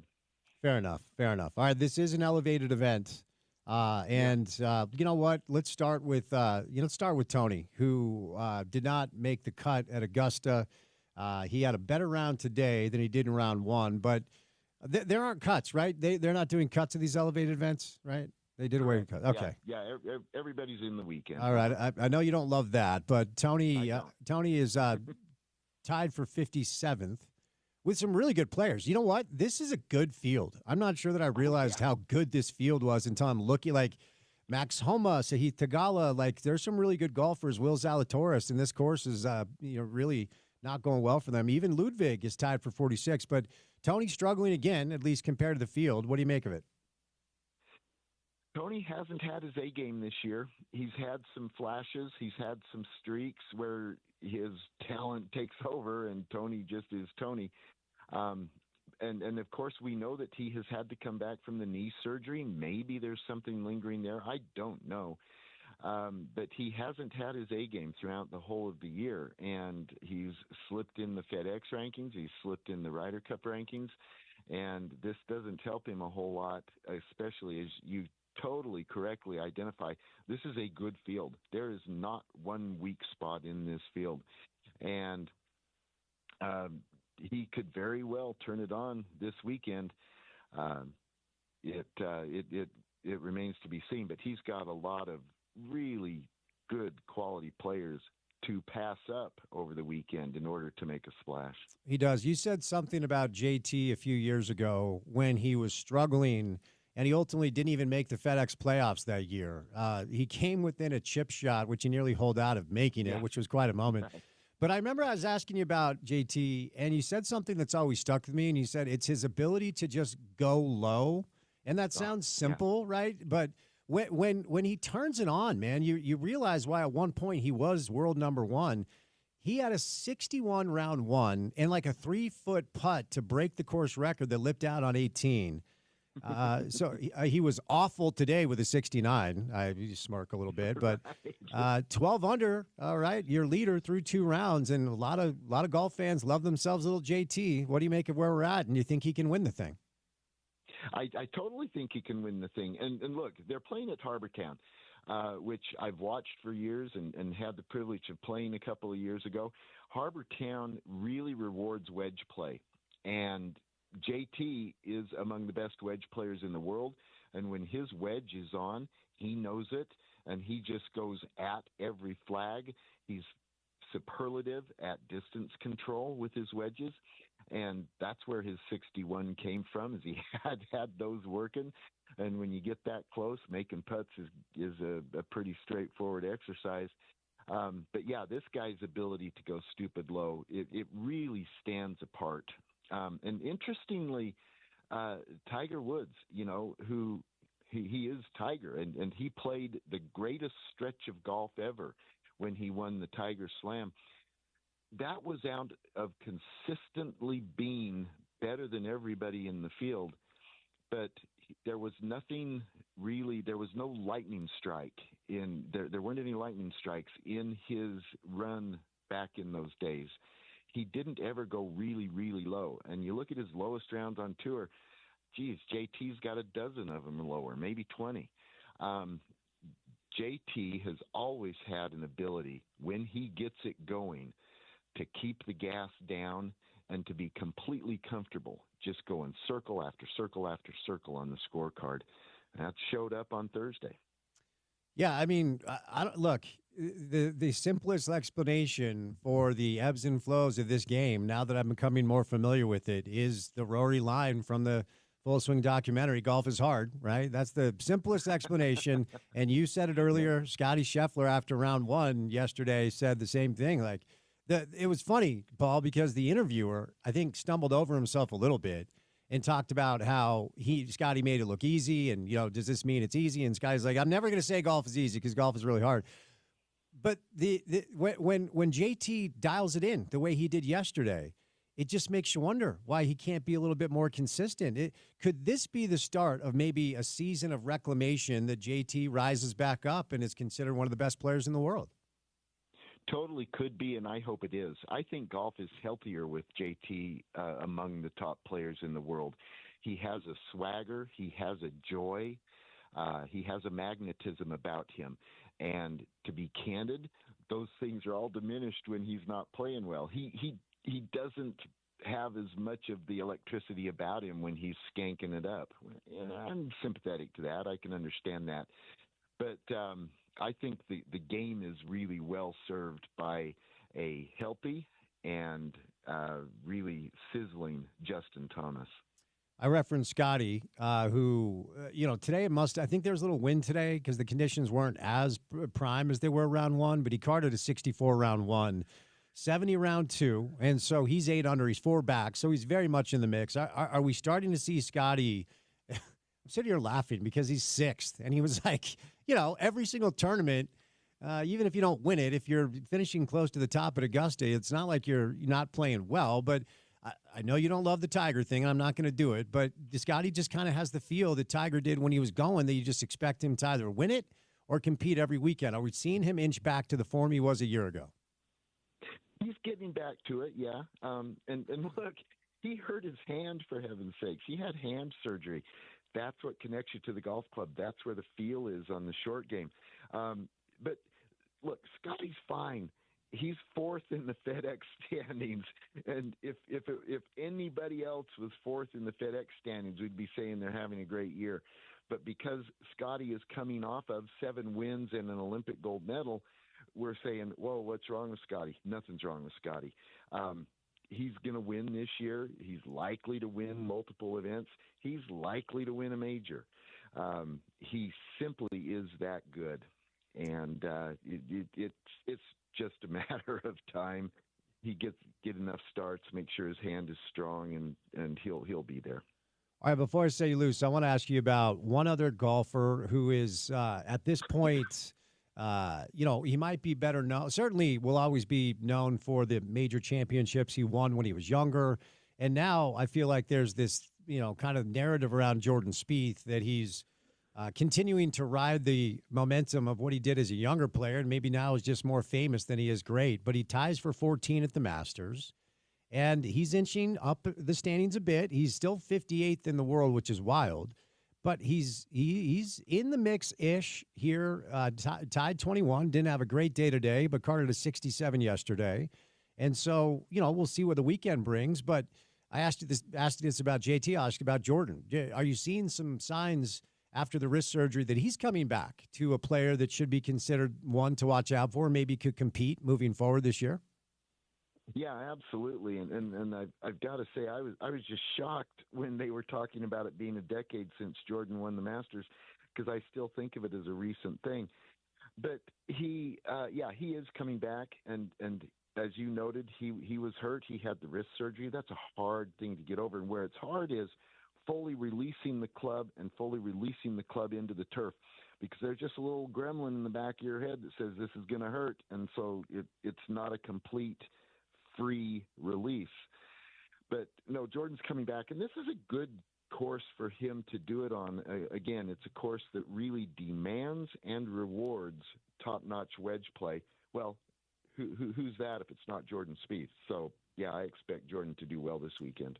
All right, Paul, before I set you loose, what's coming up on the program tomorrow? What's the latest on the local golf scene? Oh, man, we got some good stuff. 2-time major champion, Solheim Cup horse, Brittany Lincecum will be on Utah Golf Radio tomorrow morning. She is coming to Black Desert, and we're going to talk with her about that and about her career and her background. She is a first tee kid from First Tee of St. Petersburg. We're going to talk with Brittany Lincecum tomorrow. We're going to be reviewing a very busy college season, and we're also going to be talking with a former USGA national champion, Corey Wierwolski, who came into Utah this last week and won a UGA event down in St. George. Lots going on in Utah golf right now. All right, Paul, good stuff. Appreciate the time. Have a great weekend, and we'll chat soon. Thanks. Looking forward to it. All right, 2 hours down, 2 hours to go. The PGA Tour is at Harbortown Golf Links in Hilton Head Island, South Carolina, RBC Heritage, where Justin Thomas has a 2-stroke lead over Siwoo Kim and Russell Henley heading into the weekend. 2 hours down, 2 hours to go. Coming up on the other side, historic day out in Sandy. The Miller family has announced that they have purchased the controlling interest in Real Salt Lake. We've got a spring football game tomorrow, the Forever 22 game. Chris Comrani live in studio coming up on the other side right here on ESPN 700.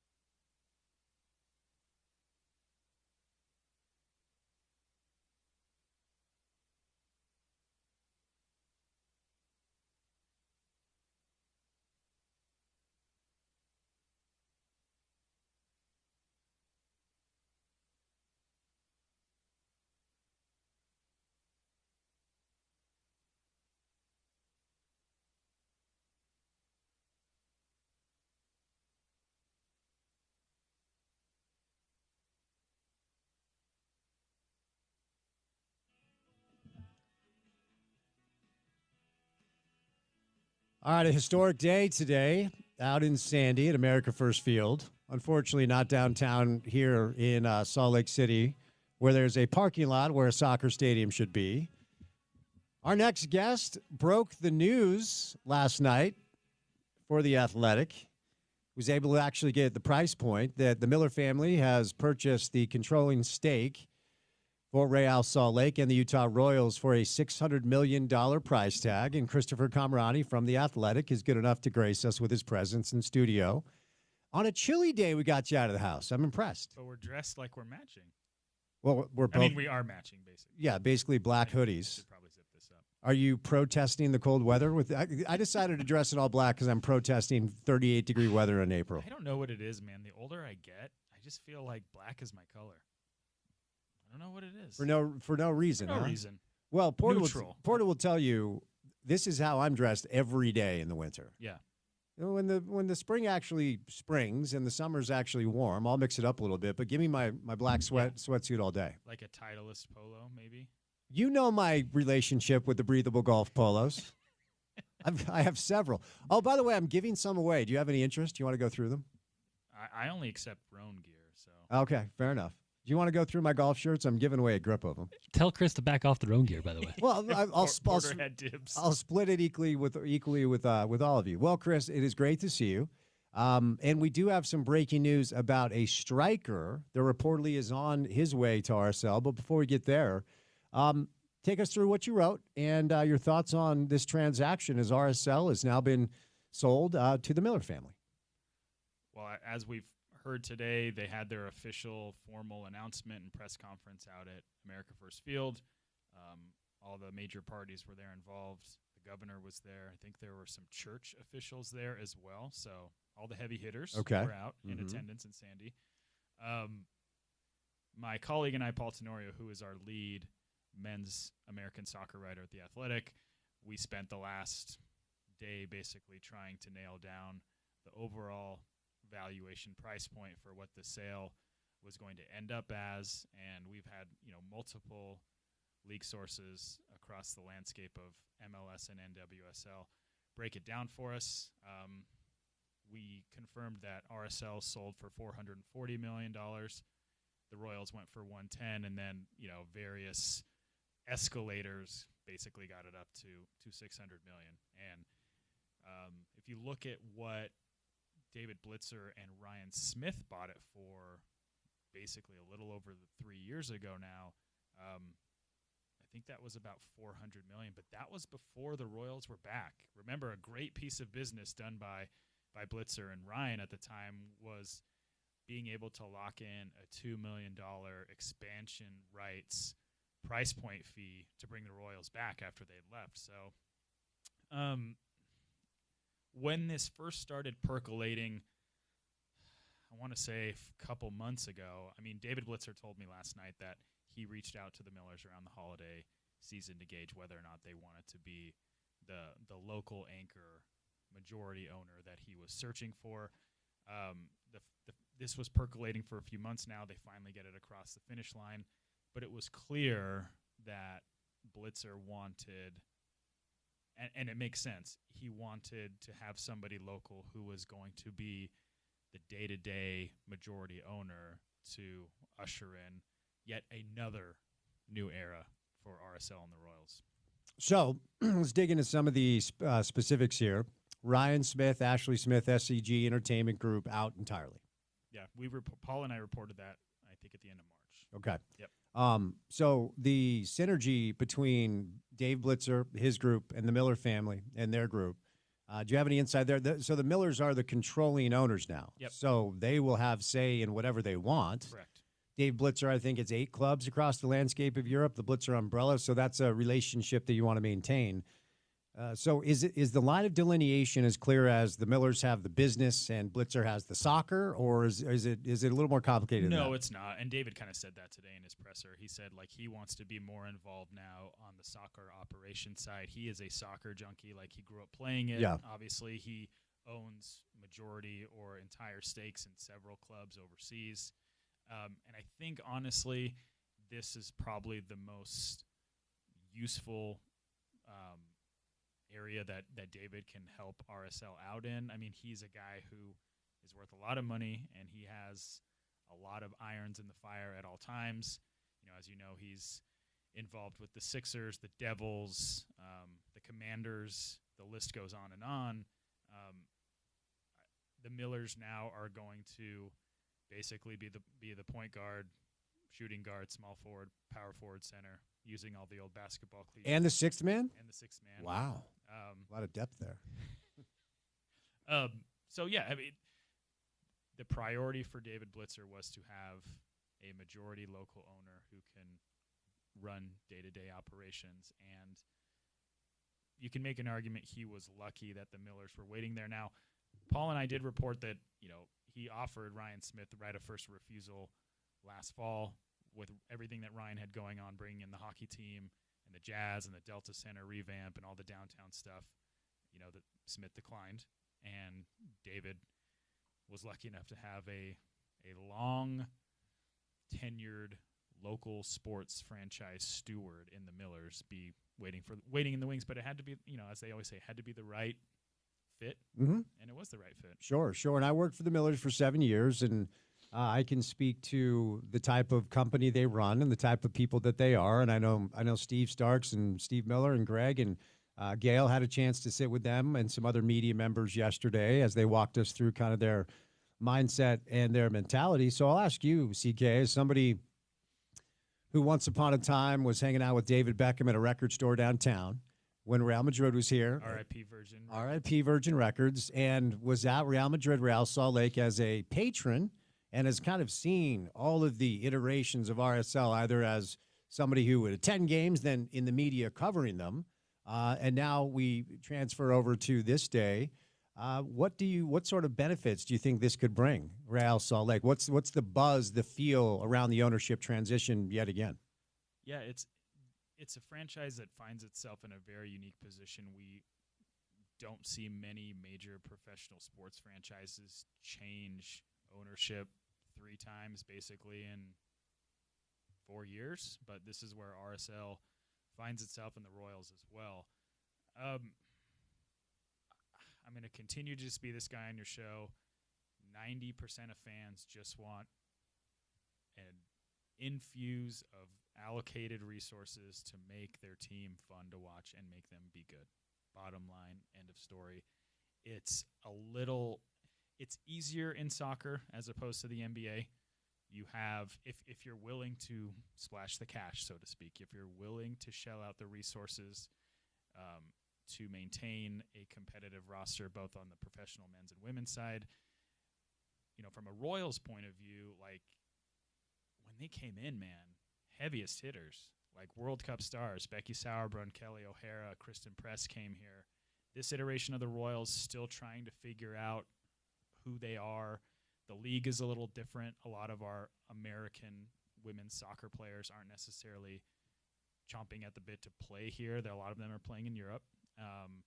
And on the men's side, we've been talking about it for months. It's like, can the Millers or are the Millers willing to invest the amount of money necessary to get this team to be a contender in a very difficult conference in a league that now demands so much more money in order to just have, your name in the hat at the end of the season as opposed to what it was, 5-6 years ago.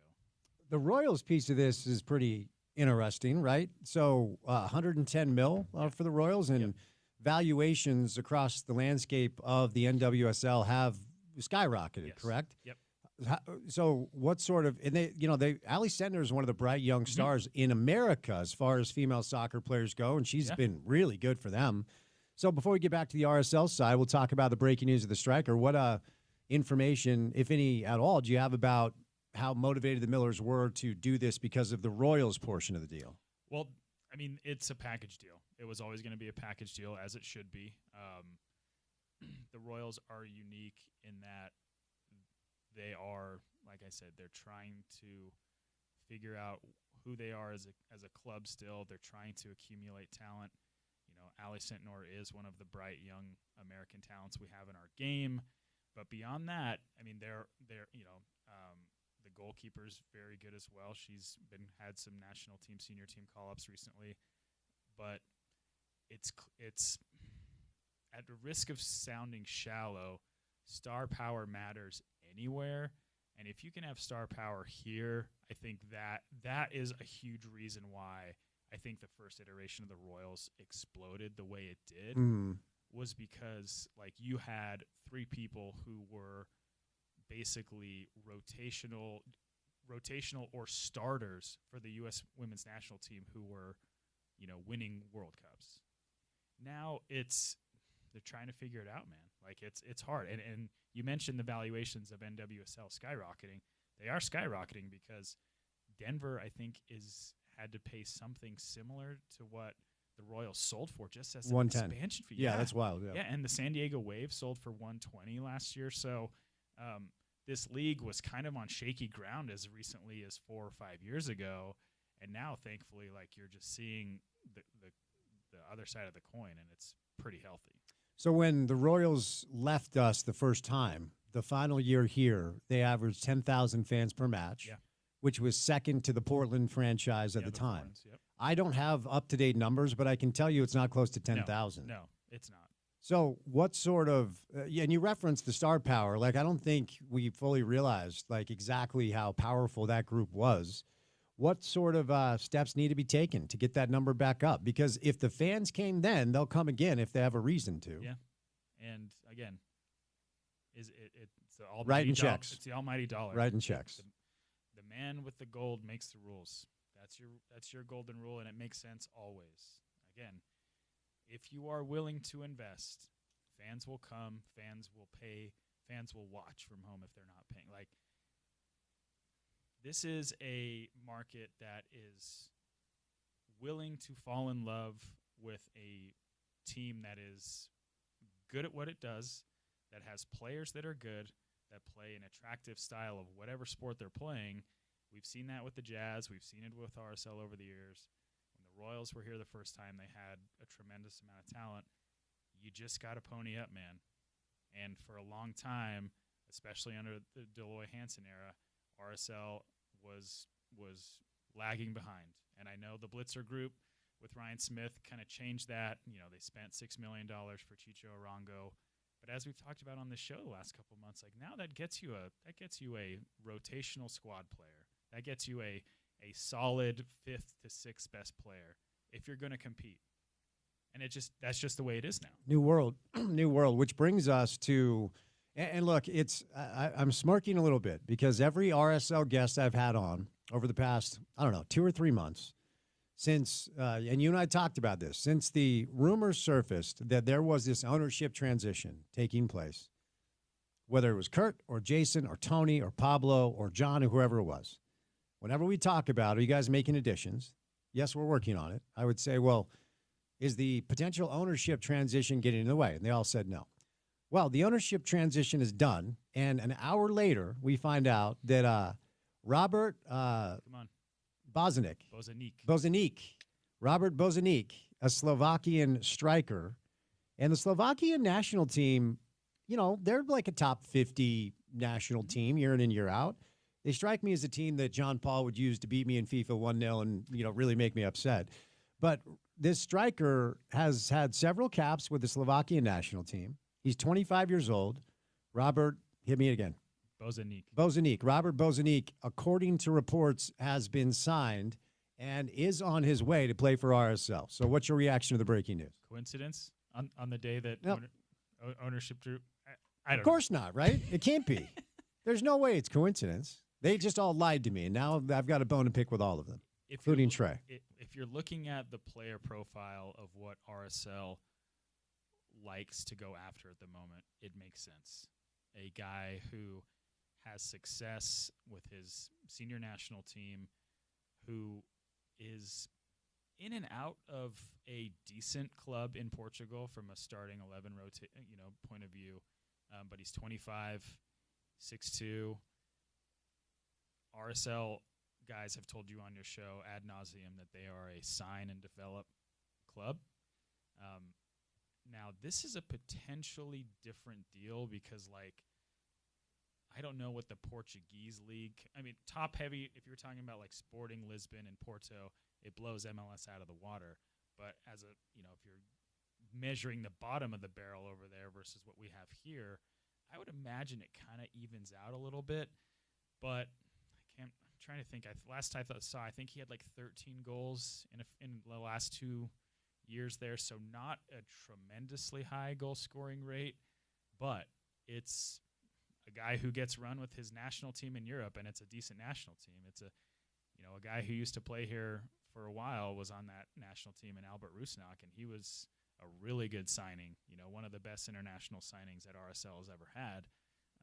I wonder if Robert talked to Albert about living here and making that move beforehand, but it's a move that had to be done. It is kind of very ironic that this news gets broken a few hours after the ownership group is officially announced. Well, it has to be the thing we were waiting for. And I don't even I'm not saying there's anything wrong with that. No. Like, obviously, if you're David Blitzer, I guess I'll include Ryan. I don't know that Ryan was ever all that committed to any of this stuff. But if you're on the ownership side, and you're the one that's being asked to write the check, because the reports are this is a designated player. So this is not a cheap player. We'll see what the final number looks like. You would want to wait for the thumbs up from your new bosses, who the Millers are now. They have the controlling stake. So, yes, I would imagine this was something that was in the pipeline for a few weeks, as our guy Tom Bogert talked about. And they had to wait for the green light from the new ownership group to get it done. I mean, it's probably as simple as that, Chris, don't you think? It is, but Tom reported, I think, late last week maybe or earlier this week that talks had stalled with Bozanic and Boa Vista, and that RSL was looking at potentially other options. So the fact that got public, generally when that gets public, it means things soured and they have to move on to another target. Mm-hmm. The fact that a very well-sourced report, like the premier MLS reporter, reported that and it's eventually got over the line is fascinating. I wonder what potential, contractual or number dispute was at the forefront of that. But now that it's over the line, it just had to happen, man. And now you got to get him here as soon as humanly possible. And that's the issue, because it's not just getting him here, it's getting him acclimated with the coaching staff and the players. And the primary transfer window closes next Wednesday? 23rd, yeah, next Wednesday. So how long, and then we'll move on to some other stuff. How long is it reasonable to expect before he is on the ground, acclimated in the 11, and actually doing some things? So it'll depend on when it's officially announced. There's a thing called an ITC, which is an International Transfer Certificate, I believe what it stands for. And that is the huge kind of that's just got to go through relatively quick, because I think, if I'm going back to my beat writer days and my brain serves me correctly, that is also usually contingent on helping a player get a visa as well. And the faster you can get all that stuff ironed out, the faster they can be on a plane here and be comfortably, starting to acclimate. But if we're talking about, what is today, the 18th? Today is the 18th. If I was to guess what his first start would be, I'd probably say a month from now. And that's being generous. All right, last thing here. Don Garber, commissioner of Major League Soccer, was there for the announcement, as was Dave Blitzer. And Don made a comment. He looked around and said, people ask him all the time, will soccer make it in America? And he said, looking around at this event, it's clear that soccer has made it in America. The other thing that continues to be talked about, and I promise I'm not chuckling, it's just ironic, that the World Cup that's going to be played in our region, and then the Women's World Cup that's coming as well, will serve as this boom that once again soccer will ride to the stratosphere of whatever that means. It's exactly the same thing that was said in 2004. 2002. The very same thing. And I do feel soccer has a footprint here in a way that most people maybe never thought it would be. But is it realistic to expect this thing to grow? And do you think the World Cup and the footprint that it will leave here will have this tangible effect that everybody keeps talking about?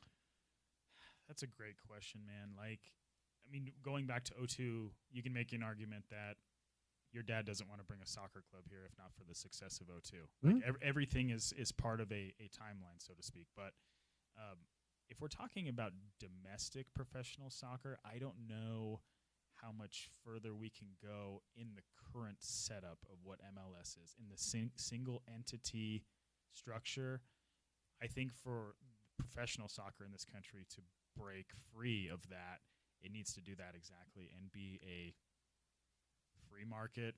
Whoever can spend the most cash spends the most cash, and to the victor goes the spoils. And I know that sounds kind of depressing, but you can make an argument that MLS is nearing that point. I mean, I think, shoot, man, with San Diego, we're like at 30, 31 teams or something. Like, there are so many teams in this league now.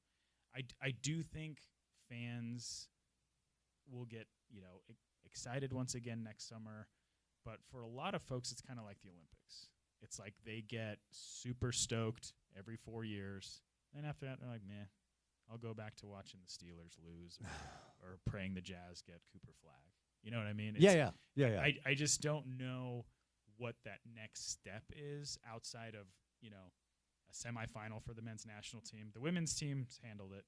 I mean, obviously you want to see, the pro model here grow on that side. But other than that, I just don't know what the next step is, because I feel like MLS is pretty healthy compared to, where it was. You mentioned 2002 way back. I mean, it was on shaky ground back then, man. It was. All right, last thing here, then we'll catch a quick break. In the stratosphere of the Miller family and what they have in their stable now and what they're trying to do with Major League Baseball, the Power District is right out here, just kind of, let's see, it would be northwest of where we're at. As I always reference, the irony of me working in the studio is I can literally look south and see the parking lot where the stadium was supposed to be. Do you have any insight as to whether or not the long-term goal for the Millers and RSL is to build a soccer-specific stadium out this way next to their Major League Baseball facility out in Salt Lake, or is the plan to improve the bones and the infrastructure and whatever they need to do to kind of touch up the stadium out south a little bit? Do you have any insight as to what their long-term plan is? Not personally. Our friends at the Trib, Andy Larson and Kevin Reynolds, talked to the mayor of Sandy today, and apparently, the Millers are wanting to beef up the sports and entertainment area in Sandy around AFF. And it is right across the street from their main corporate offices. Correct. Yeah. But if we're talking about this pie-in-the-sky theoretical scenario that, the Tampa Bay Rays finally say peace to Florida and they move here, they have an area earmarked. It would potentially make a lot of sense way far down the line for them to consolidate. But in the meantime, I've been told that their priority is improving specs around America First Field, and it's kind of crazy to think about, man. Like we're sneaking up on this thing getting to be 20 years old in the next couple of years, and these facilities age quickly, and there are upgrades necessary. But that is what I've been told is the priority in terms of a competing fellow downtown sports mecca that would be competing with the Jazz and the Utah Hockey Club. I think that's very much far down the line. Fair enough. All right, Christopher Camerani live in studio. We'll catch a quick break. We'll do more coming up on the other side. CK stops by today, courtesy of our friends at IFA Country Stores. Any drive to the basket begins with the first step on the court. That's the ultimate power move. IFA's Step 1 crabgrass preventer and lawn food is the first choice to give your yard the healthy, thick green look you desire. The neighbors will be green with envy. Shop IFA online at ifa.coop or stop by one of their 18 Utah locations today. More with CK coming up on the other side right here on ESPN 700.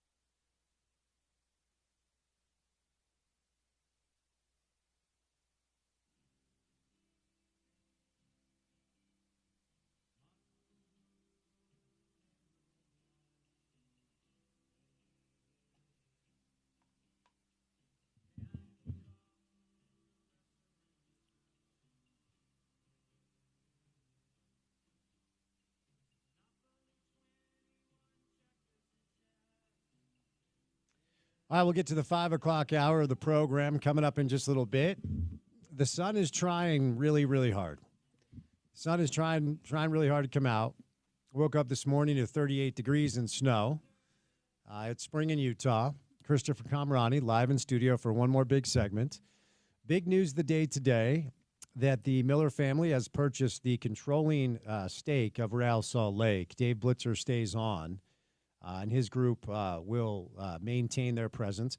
Do you have any idea, Chris, before we move on? Scott Crace has been Dave Blitzer's ownership rep out here, and he's essentially been the voice that everyone has to answer to. John on the business side, Kurt on the soccer side. Does he maintain his presence, you know? I have not been told that concretely one way or the other, but it wouldn't surprise me if Scott stays involved on the day-to-day soccer operations side of this.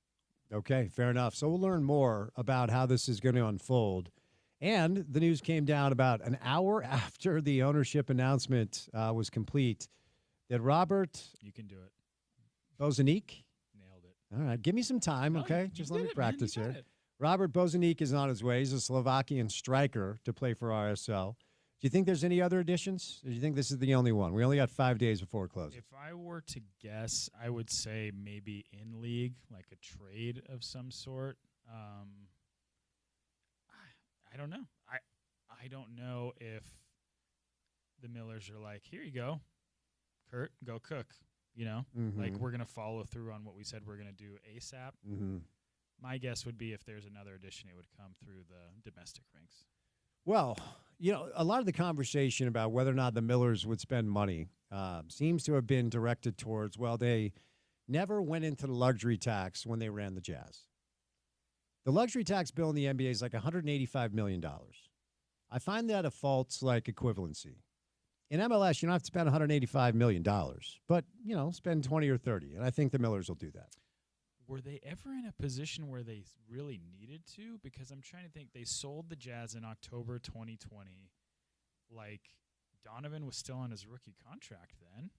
Like, yeah, I mean, there's been... maybe the D. Will Boozer years, maybe. There's been some loose criticism over the years that they had, teams that were really close to winning championships, and they just decided not to spend the money.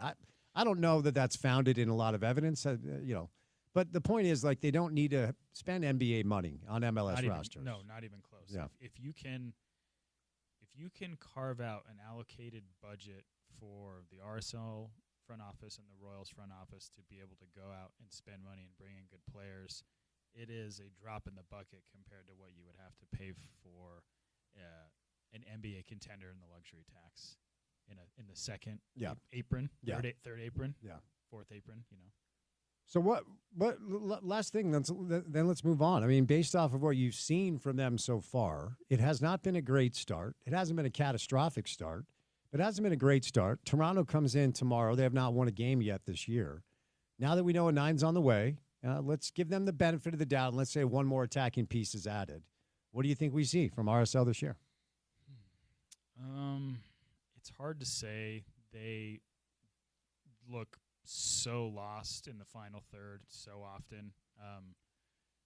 Their only good attacking player this year has been Diego Luna. I mean, the guy that started the Champions League games, Forster Iago, is now playing for the Monarchs, which is kind of what I mentioned at the time. Like, he was a very big Band-Aid at the moment.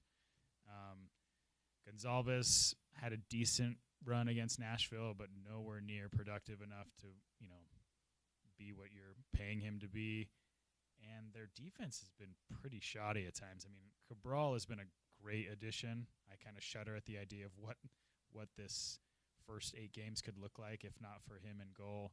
But it depends on how quickly Bozanic gets acclimated, if he can stay healthy, and if he can fit into the system that Pablo wants to play, because Pablo plays a very specific style that he wants his players to adapt to. And Chicho was good enough and versatile enough that he was kind of given free rein to kind of drop deeper. He kind of played like a false 9, sometimes. Or even soccer term kids. Or like a secondary type 10 when Anderson Julio was up top. I don't think Bozanic is that type of player profile. I think he's a target guy that you're going to want the likes of Gonçalves and Diego Luna and Mark Zook to find. But for me, it sounds really dumb. It's always going to come down to like how good can you be in front of goal, and RSL just hasn't. They haven't been good enough. Any part of you surprised that the Millers decided to get back involved in team sports? Because they had such a great 35, 40-year run with the Jazz. It was interesting. Steve Miller yesterday talked about how Jazz games were stressful, and oftentimes when you're in the operating space or the ownership space for a team, it's really hard to enjoy what you're doing because everything is life or death. And I think I've told you this before. I have very much enjoyed this kind of phase of my life with sports consumption because I do not have a family tie to any team because every game is life or death. Mm-hmm. And, family dinner, the mood is predicated on whether or not John Starks made threes, right? Like Sometimes he did, sometimes he didn't. Exactly, and sometimes dinner was great, and sometimes we're throwing plates against the wall. It's a really weird thing when you experience cheering for a team, when your family's livelihood is literally at stake. Yeah. And part of me wondered if the Millers would just enjoy their real estate ventures and buying Daybreak, and they sold the dealerships, and the family has done such a great job of setting up this business in a way that generations will be taken care of. And Gail and Greg and Steve all talked about how they've formulated this business now under the umbrella to make sure that now it's Miller Family 2.0 is how they're calling it. And then the third generation, Greg has 21 grandkids. And, I wondered if they would have enjoyed the being untethered from the pressure of running a sports team day in and day out, because it's a different type of ask. And it's funny, man, like people from the outside looking in view running sports teams and working for sports teams is tremendously glamorous. It's not. Breaking news. It's like the exact opposite. Yeah, if you want to work like 90-hour weeks and be stressed out all the time. And never get paid until you're at the top as an owner or top-level executive. Like I get people all the time like, hey, man, I badly want to work in sports. What do you think? I'm like, don't. Yeah. What I think is don't do it, Go get your real estate license. Yeah, start a business, passive income, side hustles. I'm speaking at AlphaCon later this year, so if you want to tune in, you can do that. Are you surprised that the Millers decided they wanted to take this back on? Well, I asked Steve last night if it was a foregone conclusion that they would always get back into professional sports here, and he said it wasn't. Mm-hmm. Like, again, I do think a lot of things needed to align for them to get back in it, and Steve and Steve Starks mentioned several times, going back to what we were talking about last segment, just the growth of the sport and how popular it is here. I think Steve mentioned we have over 100,000 kids who play youth soccer in Utah, which is among the highest in the country. And I don't know, man, I'm not speaking for them, but if you've tasted that, it's kind of hard to relinquish it. Mm-hmm. And it's a new challenge. I would assume that they're pretty recharged. It's been 5 years. I know they just got the B Stadium done, but that's minor league baseball. This is a little different. You're going to be owning a professional soccer franchise a year before the World Cup comes to your country. Yeah. And granted, we won't have games here, but the stakes are high, the interest will be high, and I think you have so much more leeway to be creative and make it your own in MLS and NWSL than you do the NBA, just because it's such a different type of sport and it's still growing. And like you mentioned, you cut a big enough check, man, you can get butts in the seats and they'll stay there. Well, and the other interesting thing, and I honestly don't know how this is going to work out, but if you talk to people, and there's a juxtaposition here because Larry Miller was a front-facing, energetic, big personality. He would go into the locker rooms after games. There are stories of he and Frank Layden butting heads because of personnel decisions, and Larry at one point thought maybe he could coach too, right? And so, Larry he got in a fight with a Denver Nugget fan. Larry was a front-facing, involved owner. And Larry passed 16 years ago. Gail took over as the main steward and really was not as front-facing and present as Larry was in this way. Yeah. She hired executives and coaches and then completely let them do their jobs. And she was involved. Gail is not a shrinking violet. She's not a wallflower. She's very smart, very involved.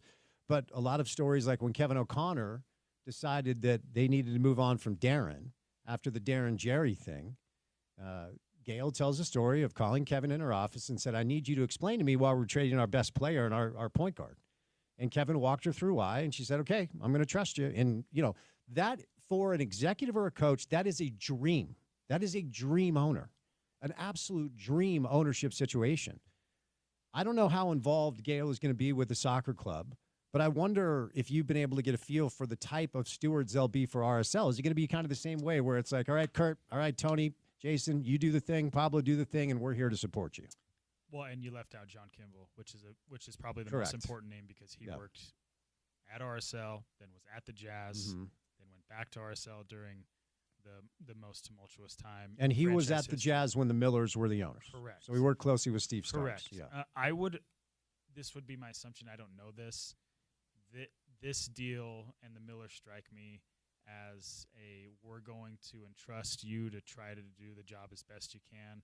We're going to be in the box with our friends, with our kids. We're going to give you all the tools necessary to build 2 rosters in MLS and NWSL, and let's see how it goes. But again, I think fans will hold their feet to the fire. Like, you can't come in and spend $600 million on 2 teams in your own backyard, a place that you know well. I mean, Steve Starks, the Millers, they know Utahns. They know Utah sports fans. It's not hard to win them over.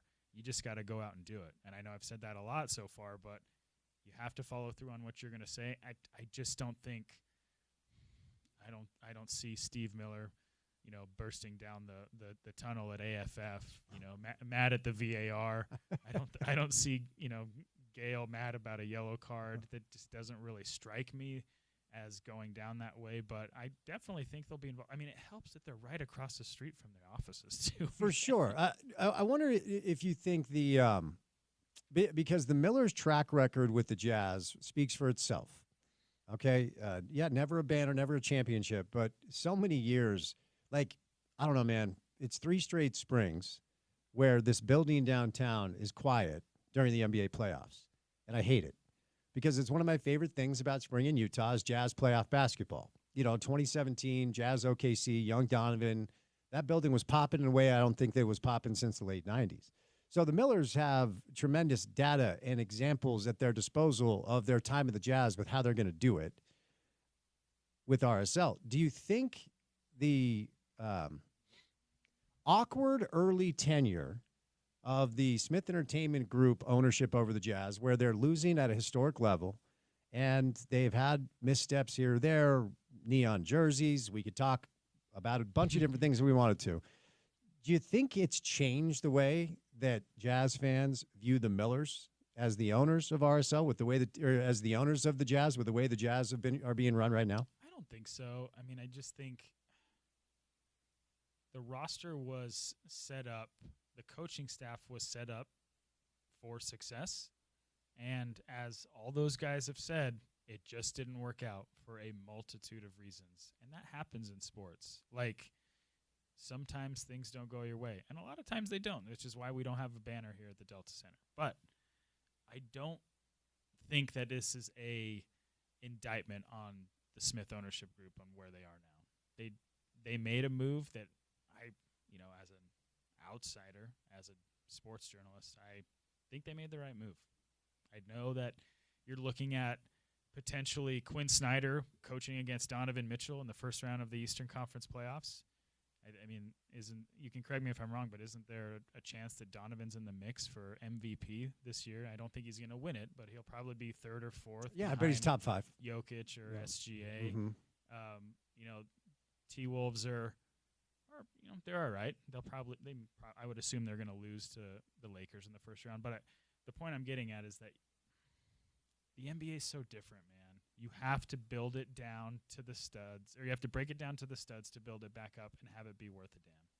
And it sucks, but it's the reality. Well, and as I keep talking about, it's one of the only businesses in the world that has an incentive structure if you suck. It really does. There's an incentive structure in place. To the victor goes the spoils. The teams that win championships and compete at the highest levels and win games will always be rewarded at the highest level. But if you're not one of those teams, and if we're honest, Chris, every year in the NBA, I'll tell you who I think is going to win it. And if you give me 3 or 4 guesses, I'm going to tell you who's going to win the championship. Who's going to win the championship? Some years it's easier. For like 6 years, it was like, all right, it's either Golden State or whoever LeBron's playing for, right? And so if you're not one of those teams, there's an incentive structure in place that rewards you for being bad. It is beyond wild if you think about it. Like there's no sales staff where the sales bro rolls in, right, and does the whole red zone thing where we're all pumped to sell and says, okay, the group over here, if you're our top salesman, giving you $100,000 bonus if you hit your numbers. Now, the good news is the group over here, if you're our worst salesman, we're still going to give you $50,000. Like the world doesn't work like that, but it works like that in pro basketball. So, yes, I understand why the Jazz have been going about their business the way that they have. I think they should have done it 3 years ago. But I just wonder whether or not there's this feel in the community that maybe, the Millers got a bad rap for the way that they ran things based off of all of this losing this fan base has had to deal with. I would assume not.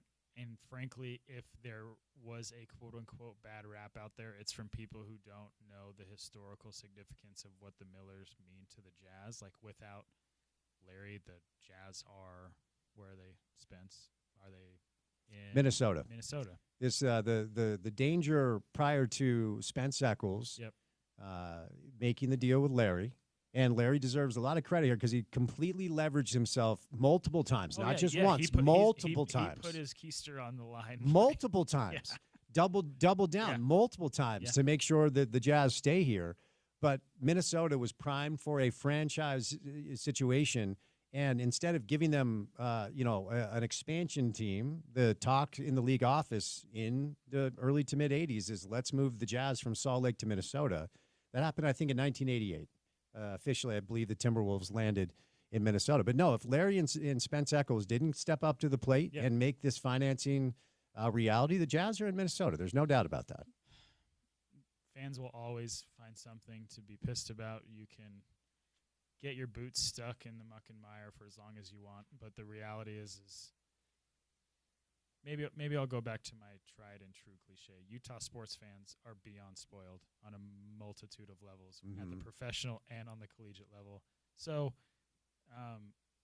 if you're a Jazz fan, I guess the scariest thing imaginable is that the lottery rules have changed and now there's not like a scale tipped in your favors. I guess it's 3 teams that have an equal 14% chance of landing Cooper Flag. Yikes. If the ball doesn't bounce their way, man, you're going to have to get Tony Jones in here to tell me who they're going to draft at number 2 or 3. Stay tuned, 5 o'clock hour. There we go. CK, before I set you loose, what are the most exciting elements for you, pondering on what we're going to see tomorrow for Utah spring football? Forever 22 game, baby, coming. I'll see you up there. Are you going? Of course. You'll be on the sidelines? Of course. I wouldn't miss it. Your notepad out? Now, you were on the Utah football beat for years. Mm-hmm. Was there ever anything that you saw in a spring game where you're like, yes, there it is? Never. Not once. All right. I will say, I don't know what the setup is, but out of all of Kyle's years, going back to, this is probably the first time in almost, when Kyle's been in, 21 years, maybe since 06, 07, that there are actual, really legit, tangible questions that need to be answered everywhere. And players are going to see a bunch of people that they've never seen play before and at the most crucial of positions. So I think tomorrow's going to be nice. So put your sunscreen on and go watch Devin Dampier, your Heisman Trophy dark horse. Nailed it. So I will see you at the spring game, then I'll see you out at RSL tomorrow night. Sounds good. Good to see you, my man. Christopher Camerani from The Athletic. Stops by today courtesy of our friends at IFA Country Stores. Any drive to the basket is it begins with the first step. On the court, that's the ultimate power move. IFA's Step 1 Crabgrass Preventer plus their lawn food is the first choice to give your yard the healthy, thick, green look you desire. The neighbors will be green with envy. Shop IFA online at ifa.coop or stop by one of their 18 Utah locations today. Before we catch a break on a Friday, Ryan from the Dish Professional stops by. Phone number is 801-424-DISH. Bottom line, if you're stretched a little bit with your budget, Ryan can help you save money, period, on a lot of different things. What's going on, Ryan? We can, and that's an easy thing to do. Guys, we put thousands of dollars back into so many customers' pockets, and it's up to you to pick up your phone and just call and see what we can do. The offers are really good. The prices are the best you're going to get, and that's something we guarantee. When you call us, we're the only elite premier retailer in Northern Utah, and we actually have deals that you get through us that you can't get if you called the corporate office. And so it's actually a better deal all the way around. Plus, we'll actually do a little research. Dish sends out like 60, 70,000 pre-called gift card offers all over the valley, and you may have got one and just didn't see it in your junk mail, but we have a tool to check to see if you did get it, and we'll attach it to the 2-year offer, free movie channels, throw in dinner at JCW's, install the system for free, and guarantee the price will not change for the next 2 years. And guys, it's cheaper than YouTube TV, way cheaper than cable and direct TV. Listen, if you got those services, all set, lower the bill, get a better DVR, and take advantage of the money savings now. Great internet options. I got a half a dozen different internet providers available. Plus, we can also help you on your wireless, too. Call us 424-DISH, 801-424-3474. We've got 3 hours down. We've got 1 hour to go. The sun is trying to shine on this Friday edition of the program, so stay tuned. 5 o'clock hours on the other side. Right here on The Drive with Spence Checketts on ESPN 700, 92.1 FM. We are proud to be part of Utah's ESPN radio network.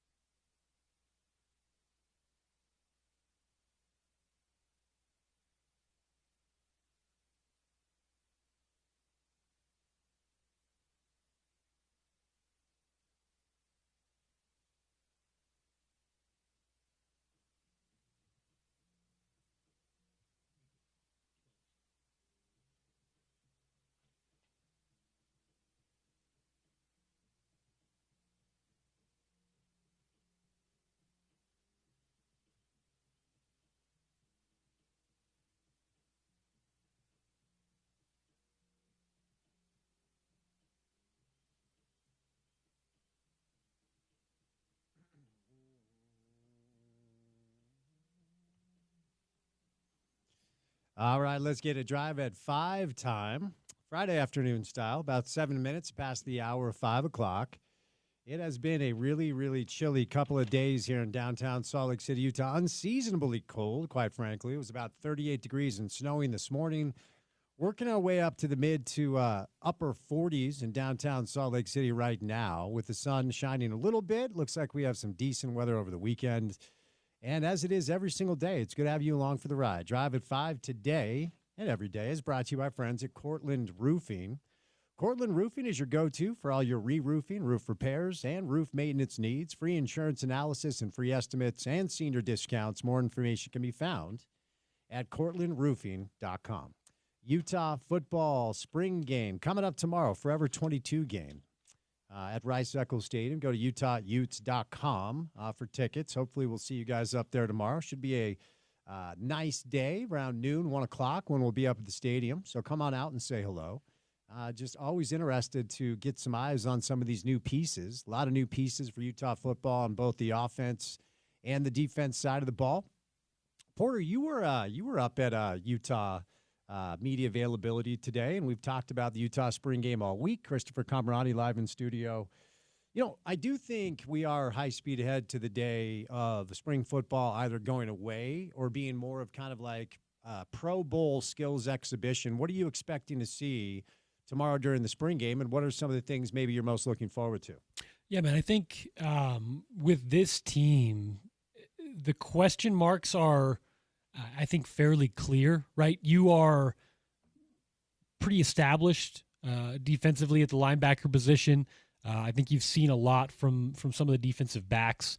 You know what you're going to get at the defensive end position, but really the question is, how do you fill the hole of Junior Tafuna and Keanu Tanavasa, who, of course, one going to the NFL and one going to Provo? Those are two all-conference type players that I'm not sure Utah knows how they're going to replace. Now, they have bodies, Aliki Vimahi, Dallas Fakalahi, guys that they're very confident in, but they play a little bit different, the defensive tackle position. So how that works out, the rotation with the defensive tackles is my main question mark on the defense. Offensively, again, you kind of know what you're going to get with a lot of the offensive line, proven commodities up front for the most part. The question offensively, Spence, is really just how Devin Dampier works with his skill position guys. What kind of chemistry he can find with a Zach Williams.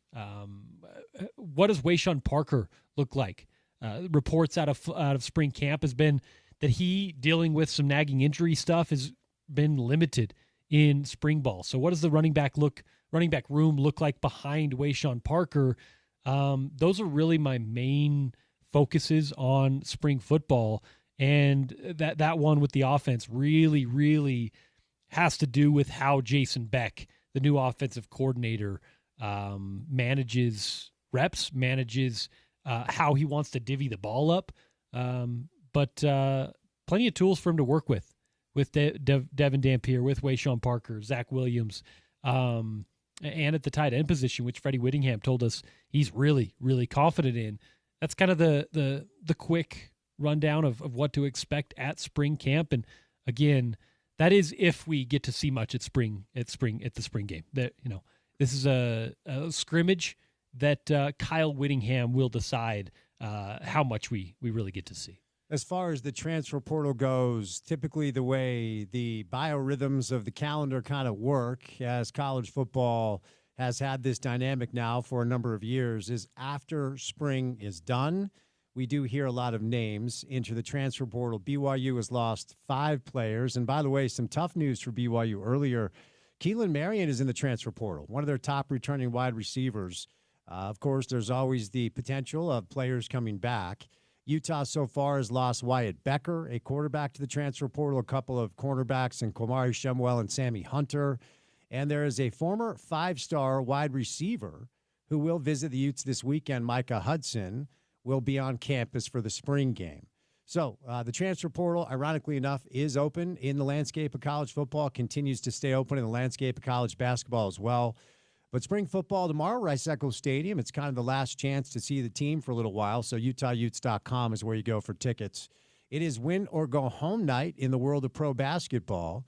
And the Atlanta Hawks have jumped all over, the Miami Heat have jumped all over the Atlanta Hawks. They lead 10-0 already with only 3 minutes gone in the first.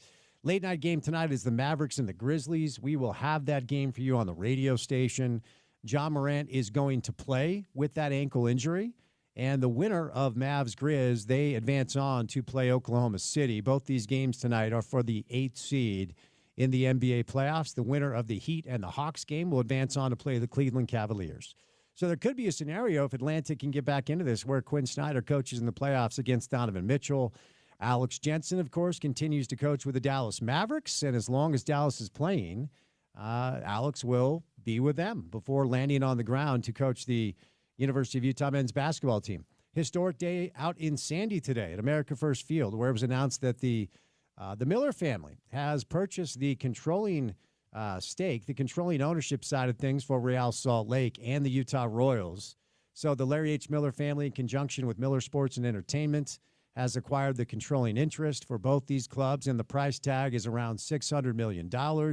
According to a story that was written by our friend Chris Camerani, who was live in the studio, and Paul Tenorio for The Athletic. So about an hour after the news broke, we now have news that a player is on his way.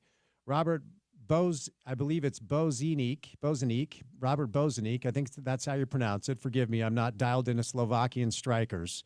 But Robert is a Slovakian striker at the age of 25 who comes to RSL from I believe it is a team in Portugal. But again, not grinding on Portugal soccer tape, so leave me alone.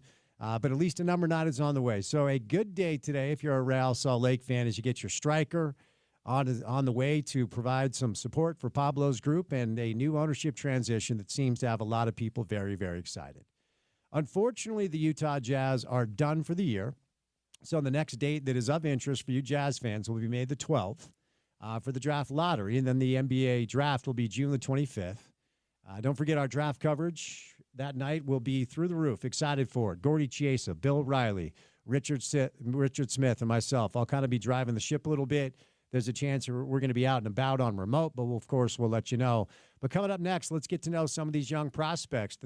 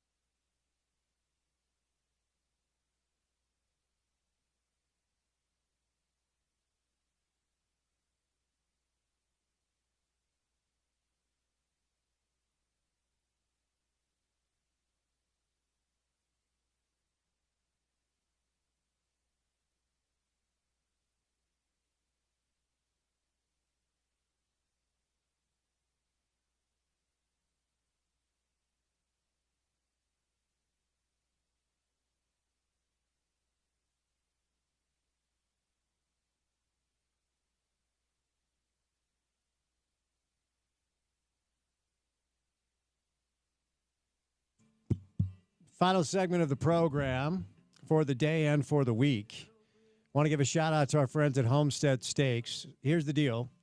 This weekend, you guys need to stop by the Homestead Steaks locations because they're offering 20 ribeyes for only $40. Now, we were on remote with them last week out in Sandy, and we were supposed to be on remote with them today at Murray, but the early inclement weather knocked us out because we're literally in the middle of a parking lot with no cover. So 20 ribeyes for $40. But last week, after the show was over in Sandy, they sent me home with a box of their steaks. And I can tell you, these are high-quality cuts of beef. I've been eating steak like twice a day all week, maybe need to chill. But if you guys are looking for a way to feed your families, if you're looking for potentially a barbecue situation with some friends in honor of spring starting, this is an unbelievable deal. You get a bunch of great quality meat, and you pay nothing for it. 20 ribeyes for $40, okay? So it's happening right now, Fashion Place Mall. In addition to the shops at Southtown and Sandy, Provo Town Center as well. They're going to be open up until 8 o'clock tonight. They'll reopen tomorrow at 10 a.m. and stay open until 8. Then Sunday, it's 11 a.m. to 6 p.m. They also have crazy half-price bulk deals on steak, chicken, pork chops, and seafood. Bulk family party packs to fill your freezer with New York strips, fillets, mega ribeyes, gourmet smash burgers, plus chicken and seafood. All payments are accepted, cash, credit, debit, and EBT. So definitely check it out. 20 ribeyes for $40, man. It is an excellent deal. Porter, if you had to give up either steak or football for your whole life, what would you give up? I guess I got to give up football. Now, listen. Wow. Listen. Steak over football? I'm a football guy. I know you are, but you're also a steak guy. I'm a nourishment guy. You know, I don't know that football, although it provides me with much joy, it doesn't provide me with any, proteins or lipids or iron or, we can go on. You got to get the lipids. People do not give lipids enough love, dude. Lipids, my hot take for a Friday, lipids are highly underrated. They are, but they're also problematic in ways, right? Wait, you can't they get are? too many lipids. You have to balance the lipids. Lipids are just fats, mostly. So, yeah. Okay. So you're choosing steak over football. I guess. Wow. I mean, listen, you gave me probably the worst ultimatum you could give me. Okay. Those are two things that I consume on a daily basis. Okay. So. All right. Fair enough. Give me one series, Porter, one playoff series in both the East and the West that you are most looking forward to. That is a good question. I look at, these series. There's a lot of good matchups that I think that we'll see. I think the series that I'm looking forward to most is probably Clippers Nuggets in the first round. That one to me, just from a personnel standpoint, you got the best player in the world versus a team that I know the Clippers, I know James Harden, I know Kawhi Leonard. We're used to not necessarily seeing them all on the floor together, but just from a hoop standpoint, that's going to be a lot of fun to watch. And then as a Knicks fan, I'm always excited when they're decent, but this year, this roster is good enough to actually make a run. I'm not saying they're going to beat the Celtics, but this is a team that you could realistically see in the Eastern Conference Finals. And for me, there's no way to really top that. I'm not sure anybody gets in the way of OKC Boston, but we'll have to see. Tony thinks of it a little bit differently. I do think that Denver Clip series is going to be a barn burner. Lakers, T-Wolves. The West is so stacked, man, and there are going to be a couple of really good teams that go home after round one. So play in tonight. The playoffs get rolling tomorrow. From a local standpoint, RSL with their sparkly new ownership group, the Miller family, will play tomorrow night against Toronto with a new striker on the way. Robert Bozanic is on his way to play for RSL. He is a number 9. He is a 25-year-old striker from Slovakia. So we'll keep you up to date, of course, as the news goes along. All right, Porter, let's get our weekend started. But what comes our way on a Monday edition of the radio show? On a Monday edition of The Drive, we'll recap the NBA weekend that was, talk some NBA playoffs with our guy Tom Haberstroh on the NBA Daily Assist. Josh Furlong will recap Utah spring football and Utah gymnastics going for a national championship this weekend. We'll talk some NFL draft and offseason with Ben Solak. Of course, it's draft week next week on the NFL side, and then we'll wrap things up talking some RSL on a Monday show. But not first, not before you tune into our guy Sean O'Connell on ESPN tonight, PFL World Tournament tonight. Sean is on the call, and I've said this before. I mean, I hope you guys listen to Sean on our radio station. He's excellent. He's been a great addition to the station. As far as calling fights, he's elite. It's an elite skill that he has. He's on TV right now, so shout out to our guy, OC. You recognize the guy that just took that elbow? That's your guy, Clay Collard, by the way. Oh, Clay. Wow. I didn't realize. Friend of the show. Not a great moment, but hey, all right. You know. Friend of the show. I didn't realize that was Clay. Oh, bummer that I had to look up and see him get his head caved in by an elbow. Great way to start a Friday. All right, we'll say goodnight. Weekend. Special thank you today to Howard Beck, Tony Jones, Paul Pugmire, Chris Camrati. For any of the sound you may have missed from the show today, go to the website, ESPN700sports.com. Download our mobile app and take us on the go. It's how I listen to our station. It's the ESPN 700 app. And then finally, for what we do in our space every afternoon for 4 hours, check out our podcast page. There are thousands of episodes up. It is called The Drive with Spence Checketts. It's available wherever you get your shows. Subscribe, rate, review, say nice things in the comments. Give us all the stars. It actually does help. For Reporter, I'm Spence saying goodnight. Have a great weekend, everybody. Congrats. You made it. Be good to yourself. Be good to each other.